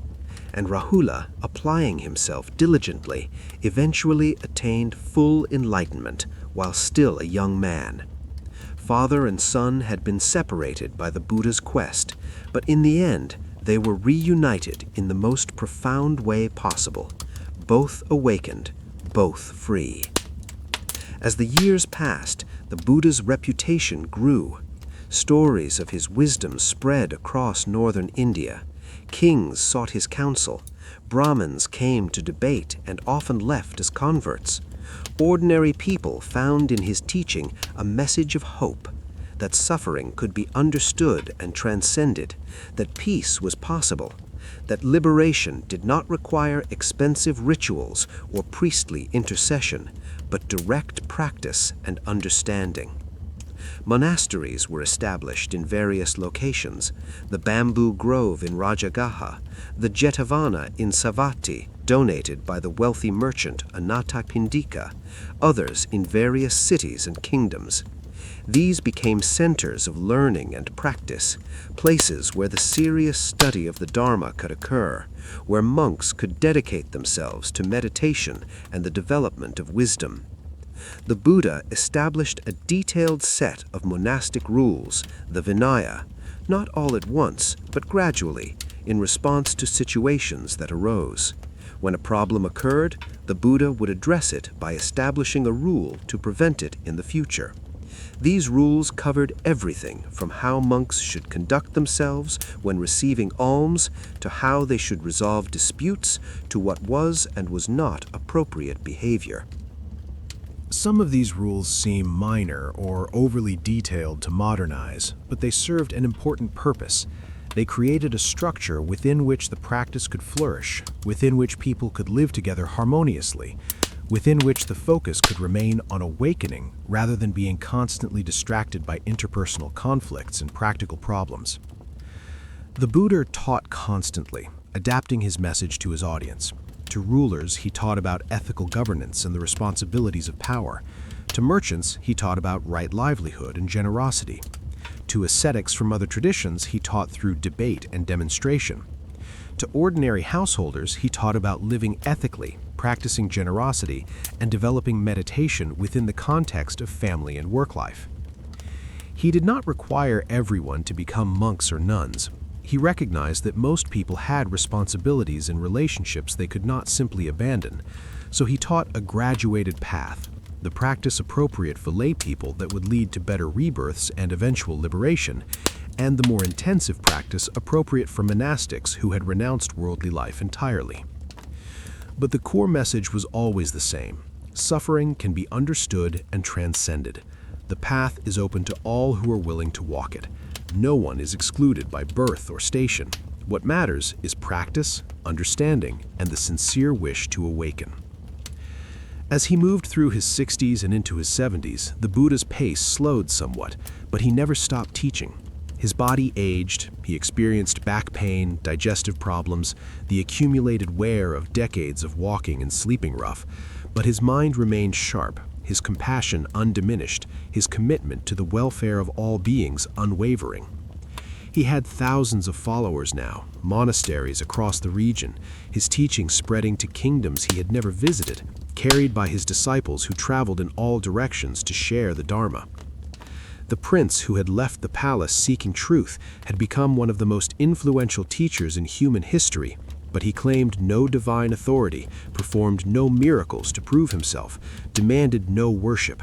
He simply pointed to the truth and invited others to verify it for themselves. "Do not accept my teaching out of respect for me," he told his followers. "Test it, examine it, practice it, and see if it leads to liberation. If it does, then accept it. If not, abandon it. Be lamps unto yourselves. Do not look for refuge outside your own direct understanding." It was a teaching of radical self-reliance, of personal responsibility, of empirical investigation rather than blind faith, and it resonated across barriers of culture and class, reaching people who were ready to hear it, ready to practice it, ready to transform their lives according to its principles. The Buddha walked on, year after year, teaching with tireless compassion, knowing that each person he reached was one less being caught in suffering, one more lamp lit in the darkness. The wheel of the Dharma turned, and its revolution would continue long after the Buddha himself was gone. The Buddha was 80 years old. For 45 years he had walked the roads of northern India, teaching without rest, accepting all who came to him with sincere questions, living the simple life of a wandering monk, despite his fame and the devotion of thousands. But now, in his 80th year, the body that had carried him so far was beginning to fail. It started with small things. Pain in his back that had once been occasional became constant. His digestion, always sensitive since the years of extreme fasting, grew worse. He tired more easily. Walking the long distances between towns became increasingly difficult, though he never complained and rarely allowed others to see how much effort each step required. Ananda, ever attentive, noticed everything. He saw his teacher struggling, saw him pause more frequently to rest, saw the lines of pain that sometimes crossed his face before being smoothed away by equanimity. Ananda's heart ached watching this, but he said nothing. The Buddha knew his own condition better than anyone, and if he chose to continue teaching, continue traveling, then that was his decision to make. During the final rainy season retreat, spent in a village called Beluva near Vesali, the Buddha fell seriously ill. The sickness was severe, intense pain, weakness that left him barely able to stand. For a time, it seemed he might die right there, surrounded by monks in a small village, far from the great monasteries and the people who revered him. But the Buddha, through sheer will and the power of his meditation, managed to stabilize his condition. When the worst had passed and he was sitting up again, though still weak, Ananda approached him with tears in his eyes. "Lord," Ananda said, his voice breaking, "when you were sick, I was terrified. I thought you would die without having given final instructions to the Sangha, without telling us what should happen after you were gone. Everything seemed unclear, uncertain. I did not know what we would do." The Buddha looked at his devoted attendant with compassion. "What does the Sangha expect of me, Ananda? I have taught the Dharma completely, without holding anything back, without keeping secret teachings for an inner circle. There is nothing hidden in a teacher's fist. I have given you everything necessary for your liberation. What more could I offer?" He paused, breathing slowly, gathering his strength to continue. "I am old now, Ananda. I am worn out, like an old cart held together with straps. My body is 80 years old. It has served its purpose, but it is breaking down. Soon it will fall apart entirely, and that is as it should be. All conditioned things are impermanent. Even the body of the Tathagata is subject to this law." Ananda listened, tears streaming down his face, understanding what the Buddha was saying, but not wanting to accept it.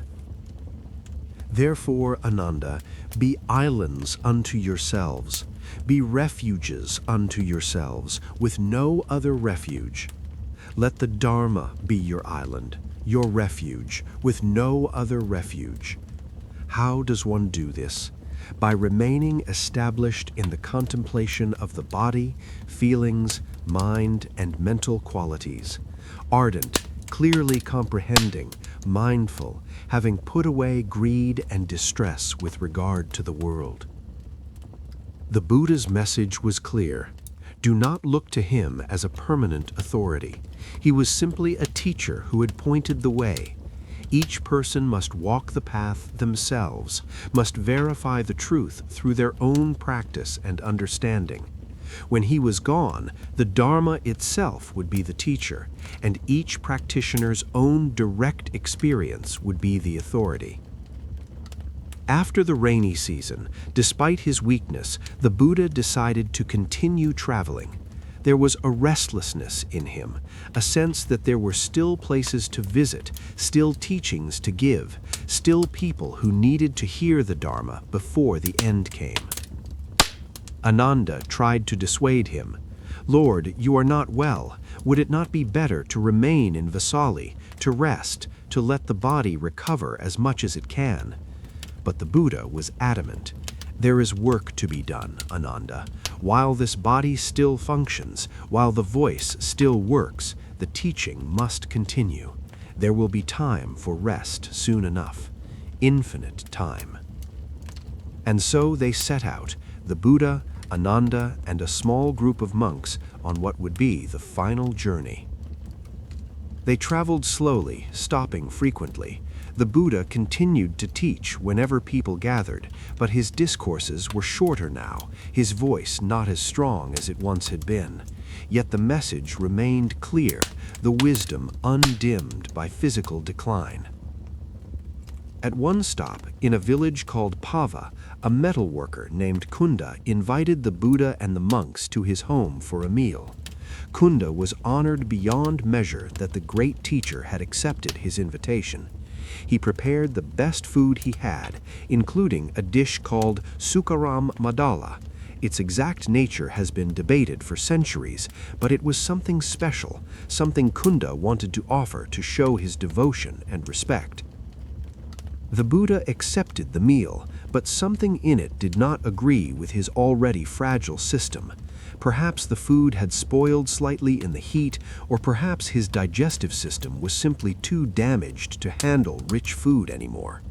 Whatever the cause, shortly after eating, the Buddha became violently ill.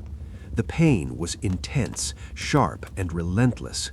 But the Buddha, drawing on his decades of meditation practice, remained equanimous, observing the pain without being overwhelmed by it, understanding it as just another phenomenon arising and passing in consciousness. When Ananda saw the severity of the Buddha's condition, he wanted to refuse any further travel, to find somewhere for the Buddha to rest until he recovered. But the Buddha knew he would not recover. This was the beginning of the end. "Ananda," his voice weak but clear, "do not blame Kunda for this illness. He offered food with pure intentions, with devotion and respect. There is no fault in that. In fact, tell Kunda that his offering is especially meritable, for it will be the last meal that Tathagata receives. Do not let him feel guilt or regret." Despite the pain, despite barely being able to walk, the Buddha insisted on continuing toward Kusinara, a small town that would become forever famous as the place of his final passing. Why Kusinara? Ananda wondered. Why not one of the great cities where the Buddha was beloved, where thousands would be able to pay their respects? Why not Savatthi or Rajagaha, the centers of his teaching? But the Buddha had his reasons, perhaps understanding that his passing should not become a grand spectacle, that it should happen quietly, naturally, in accordance with the simple homeless life he had lived. The journey to Kusinara was agonizing. Every step brought pain. Several times, the Buddha had to stop and rest, lying down beneath trees to gather his strength. Ananda hovered near, helpless to ease his teacher's suffering, able only to offer water and support when needed. At one resting point, the Buddha sent Ananda to fetch water from a nearby stream. When Ananda returned with the water, the Buddha drank deeply and then spoke. "Ananda, it may be that some will feel regret, thinking, the teacher spoke to us and we could have asked him questions, but now he is gone and we did not take the opportunity. Therefore, Ananda, tell everyone. If anyone has any doubt or uncertainty about the Buddha, the Dharma, or the Sangha, about the path or the practice, let them ask now. Do not have regrets later. Do not think the teacher was right there and we did not ask." Ananda relayed this message to the monks who were with them. They looked at one another and then at the Buddha, and no one spoke. Finally, Ananda said, "Lord, it is wonderful. It is marvelous. I have confidence that in this community of monks there is not even one who has doubt or uncertainty about the Buddha, the Dharma, or the Sangha, about the path or the practice." The Buddha smiled faintly. "You speak from faith, Ananda, but the Tathagata knows it directly. Among these monks, even the least advanced has become a stream enterer, is incapable of falling back, is certain of eventual enlightenment. Our work together has borne fruit." They continued on, finally reaching the outskirts of Kusinara.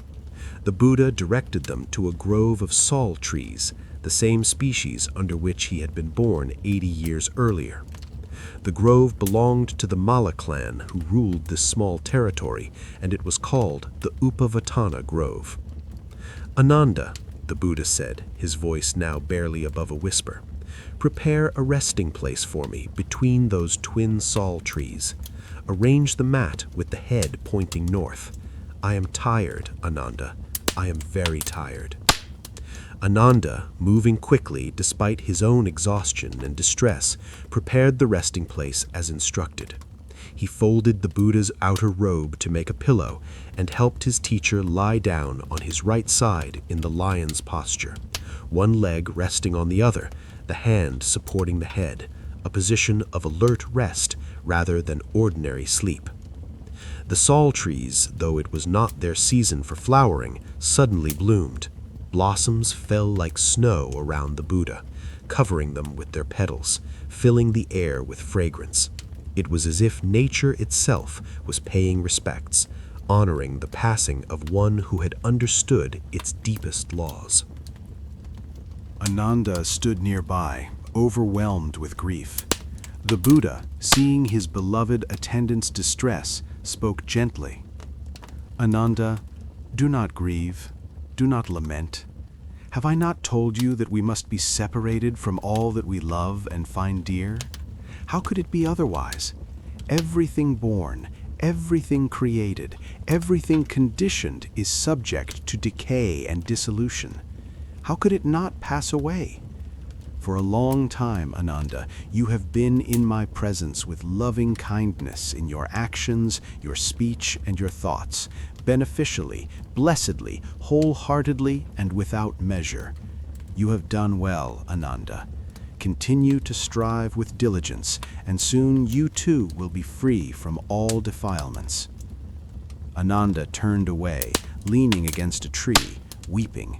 He wept not just for the impending loss of his teacher, but for his own incompletion. He had served the Buddha for 25 years, had heard every teaching, had been closer to the Buddha than almost anyone, yet he had not yet achieved full enlightenment. And now his teacher was leaving, and Ananda felt he had failed, that he had wasted his precious opportunity. The Buddha called him back. "Ananda, it is natural to feel grief at separation, but do not let grief become despair. You have practiced well. You have served well. Liberation is close for you, this I know. But that is for later. Now there is work to do." "What work, Lord?" Ananda asked, trying to compose himself. "Go to Kusinara. Tell the Mallas that the Tathagata will attain final nirvana in the last watch of the night. They should come if they wish to pay respects, so they do not later regret missing the opportunity." Ananda hurried to the town, delivered the message, and soon the Mallas began arriving, nobles and commoners, men and women, families with children. They came bringing flowers and incense, came to bow before the teacher who had brought the Dharma to their small town, who was now choosing their grove as the place of his final rest. Through the evening, people came and paid their respects. The Buddha, despite his extreme weakness, spoke briefly to many of them, offering final words of encouragement, final teachings, final blessings. One wandering ascetic named Subhadha, hearing that the Buddha was dying, came hoping to have his questions answered. The monks tried to turn him away. The Buddha was too weak, too close to the end, but the Buddha heard and called for Subhadha to be admitted. The Buddha answered Subhadha's questions with clarity and precision, teaching him the Noble Eightfold Path, and Subhadha, hearing this teaching, understanding it immediately, asked to become a disciple.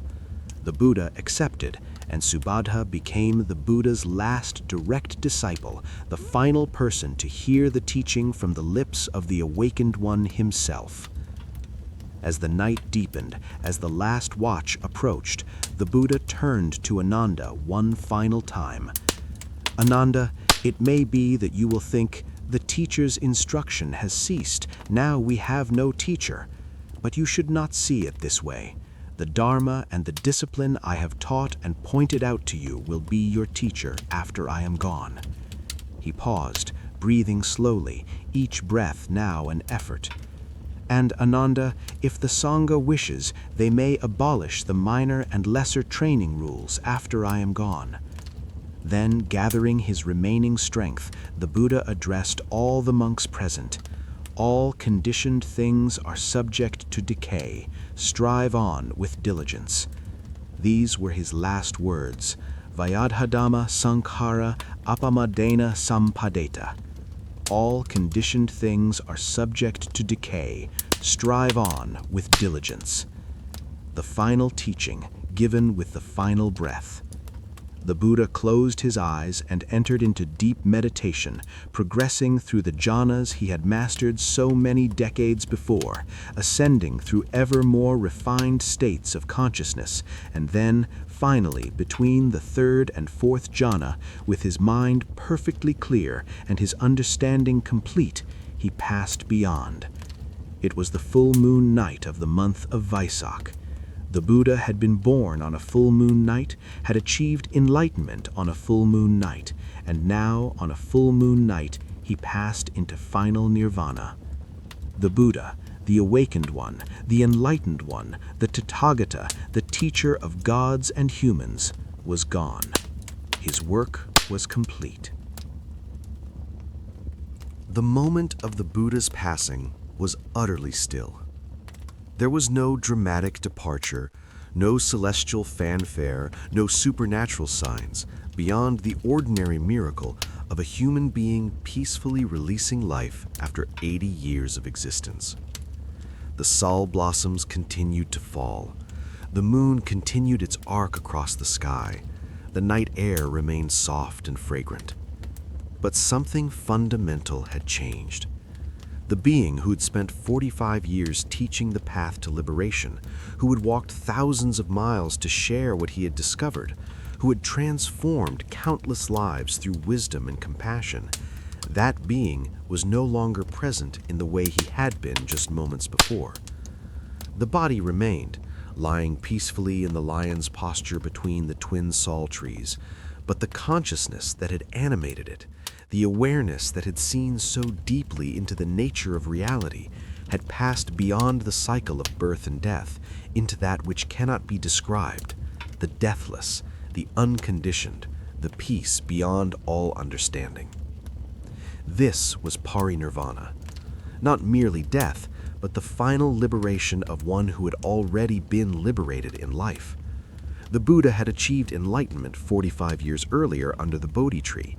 Since then, he had lived as a fully awakened being, free from all mental defilements, free from craving and attachment. But the body, the physical form that was the result of past karma, had continued. Now, with the body's death, even that final connection to conditioned existence was severed. No more rebirth, no more return to the wheel. Complete, total, absolute liberation. The monks who were present sat in stunned silence, trying to comprehend what had just occurred. Some remained composed, established in the understanding the Buddha had taught them, recognizing this moment as the natural culmination of all conditioned existence. Others wept openly, overwhelmed with grief, despite intellectually understanding that this moment had been inevitable.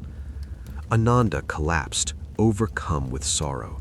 His teacher, his guide, the person who had been the center of his life for 25 years, was gone.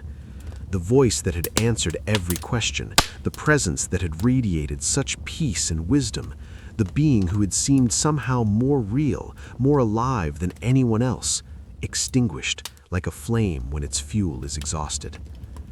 Aniruddha, another senior monk known for his meditative attainments, placed a hand on Ananda's shoulder. "The Blessed One has attained final nirvana," he said quietly. "Do not grieve, Ananda. Have we not been taught this repeatedly? All that is born must die. All that arises must pass away. Even the Tathagata, having arisen in this world, has now passed beyond it." Some of the monks began to recite verses, reflections on impermanence, reminders of the teaching. Their voices, soft at first, grew stronger, as if by speaking the Dharma they could hold back the wave of loss threatening to overwhelm them. All conditioned things are impermanent. When one sees this with wisdom, one becomes weary of suffering. This is the path to purity. But there was another monk present, a recently ordained elder named Subhadha, not the ascetic who had become the Buddha's last disciple, but a different Subhadha, one who had lived long in the world before ordaining. When he heard the younger monks weeping, he spoke sharply. "Enough, friends. Do not grieve. Do not lament. We are well rid of that great ascetic. We were annoyed by being told, this is allowable, this is not allowable. Now we can do what we like and not do what we do not like." The other monks stared at him in shock and dismay, but Aniruddha did not rebuke him. Instead, he simply said, "Those who are free from attachment, who have mindfulness and clear comprehension, endure this patiently. But those who still have passion in their hearts, they lament." The observation was accurate. Each person's response to the Buddha's passing revealed their own level of understanding, their own degree of attachment or freedom. Through the night, the monks sat vigil by the Buddha's body. They did not sleep. They continued their meditation practice as the Buddha would have wanted, observing the arising and passing of their own grief, their own thoughts, their own mental formations. When dawn came, messengers were sent to inform the leaders of the Malla clan. By mid-morning, people began arriving from Kusinara, nobles and commoners, those who had met the Buddha and those who had only heard of him. They came to pay respects, to see for themselves that this was real, that the great teacher had truly passed. The Mallas, as the rulers of the territory where the Buddha had died, took responsibility for the arrangements. They brought fine cloth to wrap the body, brought flowers and incense, prepared for the funeral rites. There was discussion about what should be done, how to honor one who had been beyond honor, how to properly mark the passing of one who had taught that all such ceremonies were ultimately empty of inherent meaning. But ceremonies serve the living, not the dead, and the living needed to mark this moment, to acknowledge its significance, to find some way to express their grief and gratitude. For 6 days, the Buddha's body lay in state while preparations were made. According to the custom for a wheel-turning monarch, a great ruler, the body would be cremated with full honors. The Buddha had been a spiritual king, greater than any worldly monarch, and the Mallas insisted on treating him as such. During these 6 days, thousands came to pay respects. News spread rapidly through the region. The Buddha has passed. The great teacher is no more. People traveled from distant towns and villages, some walking for days to arrive in time. Among those who came was Mahakassapa, one of the Buddha's senior disciples, who had been traveling with a group of monks when he received the news. As they approached Kusinara, they met a man carrying a mandarava flower, one of the blossoms that had fallen from the sal trees. "Do you know our teacher?" Mahakassapa asked. "Yes, friend. The ascetic Gautama passed away 7 days ago. That is where I got this flower." Some of the monks with Mahakassapa burst into tears. Others stood in shocked silence. But one monk, the same Subhadha who had spoken callously the night of the Buddha's death, said again, "Do not grieve, friends. We are well freed from that great ascetic." Mahakassapa said nothing at the time, but the words troubled him deeply. It suggested that not all the monks truly understood what the Buddha had taught, that some had joined the community for wrong reasons or had failed to internalize the teachings. This would become important later. leading Mahakassapa to call for a council to preserve and standardize the Buddha's teachings before they could be corrupted or forgotten. Finally, on the seventh day, the cremation took place. The Buddha's body was carried in procession through Kusinara, accompanied by music and offerings, treated with the reverence due to a great king. The funeral pyre was built in a sacred grove, constructed of fragrant woods, arranged with care and precision.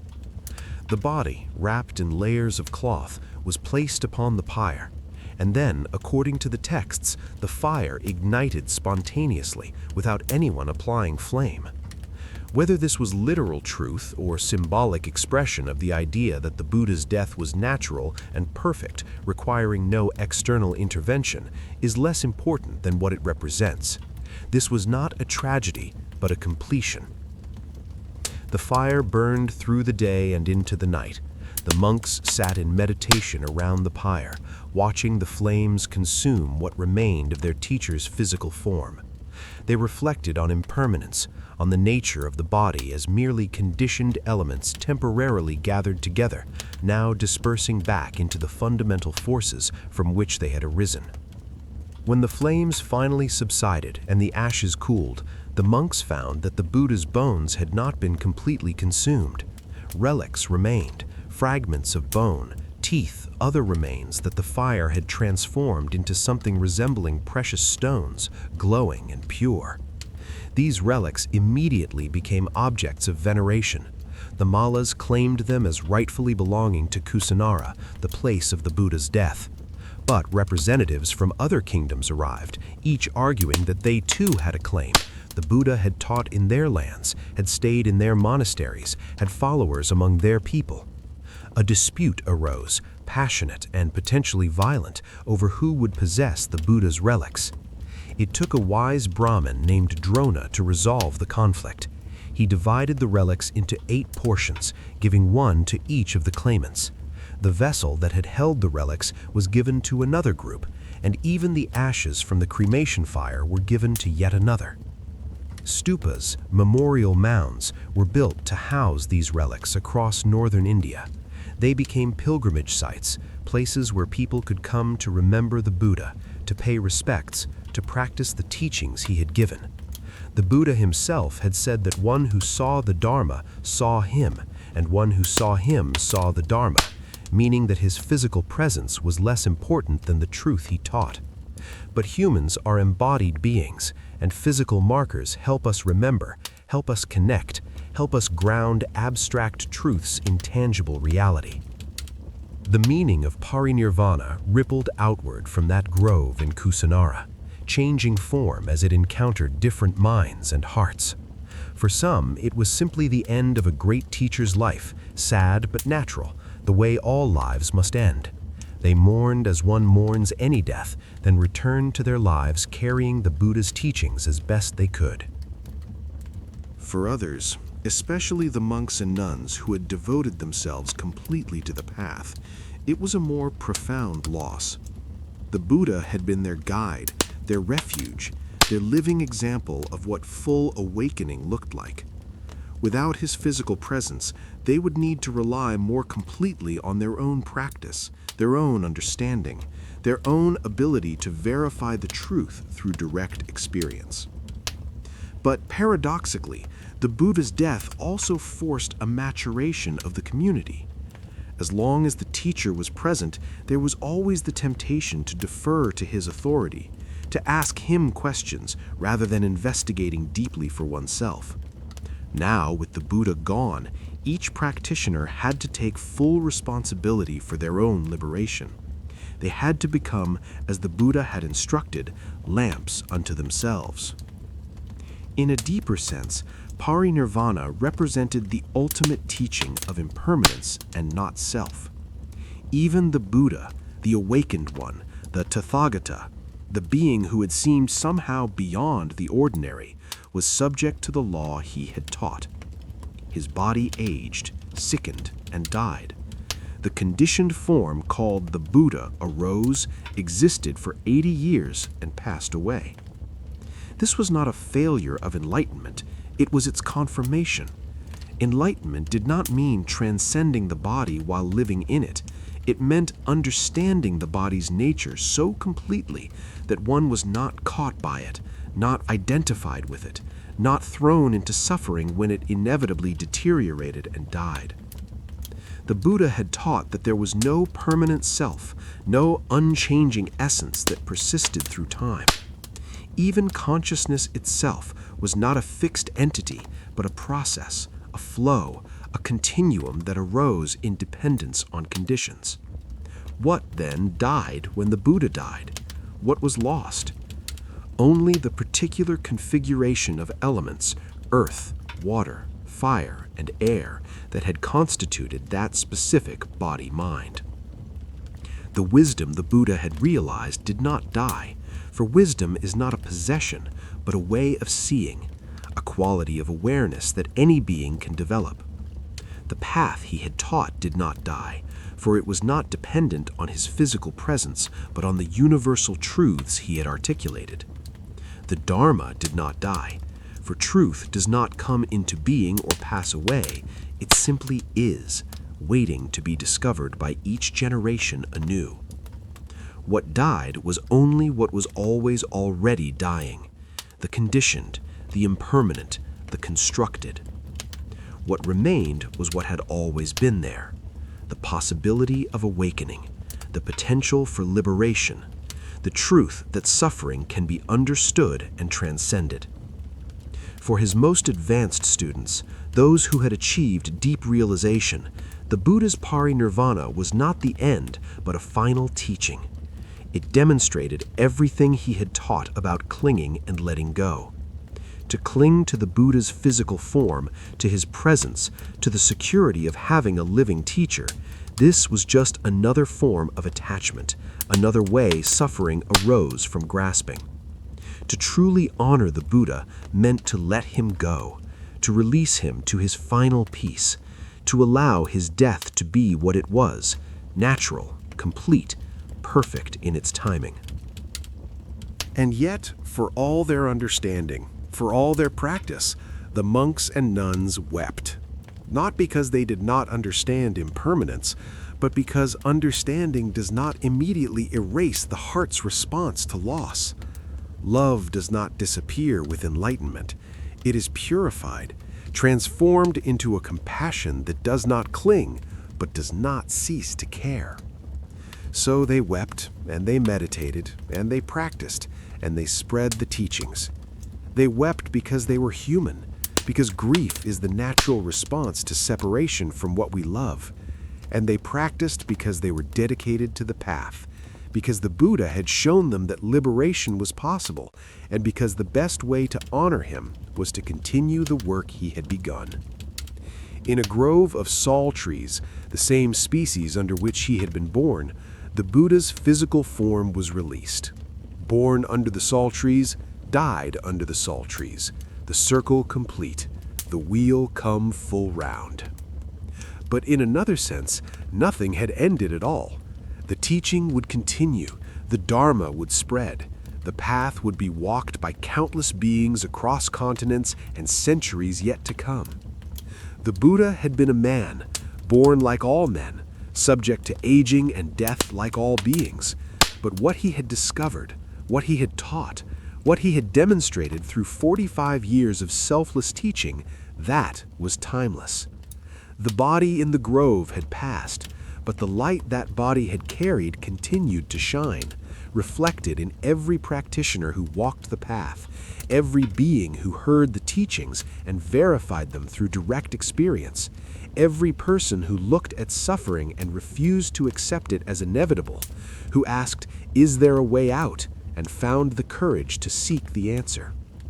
Parinirvana was an ending, but it was also a beginning, the moment when the teaching truly became independent of its teacher, when the Dharma had to stand on its own, when the responsibility for keeping the flame alive passed from one man to the entire community of his followers. The Buddha was gone. The Buddha's teaching remained. And that teaching, tested and verified by each generation, would prove more durable than any physical form, more lasting than any monument of stone. In the silent grove, as dawn broke over Kusinara, the sal trees stood witness. They had seen a birth, they had seen a death, and they would continue to stand, seasons passing, years flowing by, while the ripples of what had occurred beneath their branches spread outward into the world, touching lives that had not yet been lived, in places that did not yet know the name of the Buddha.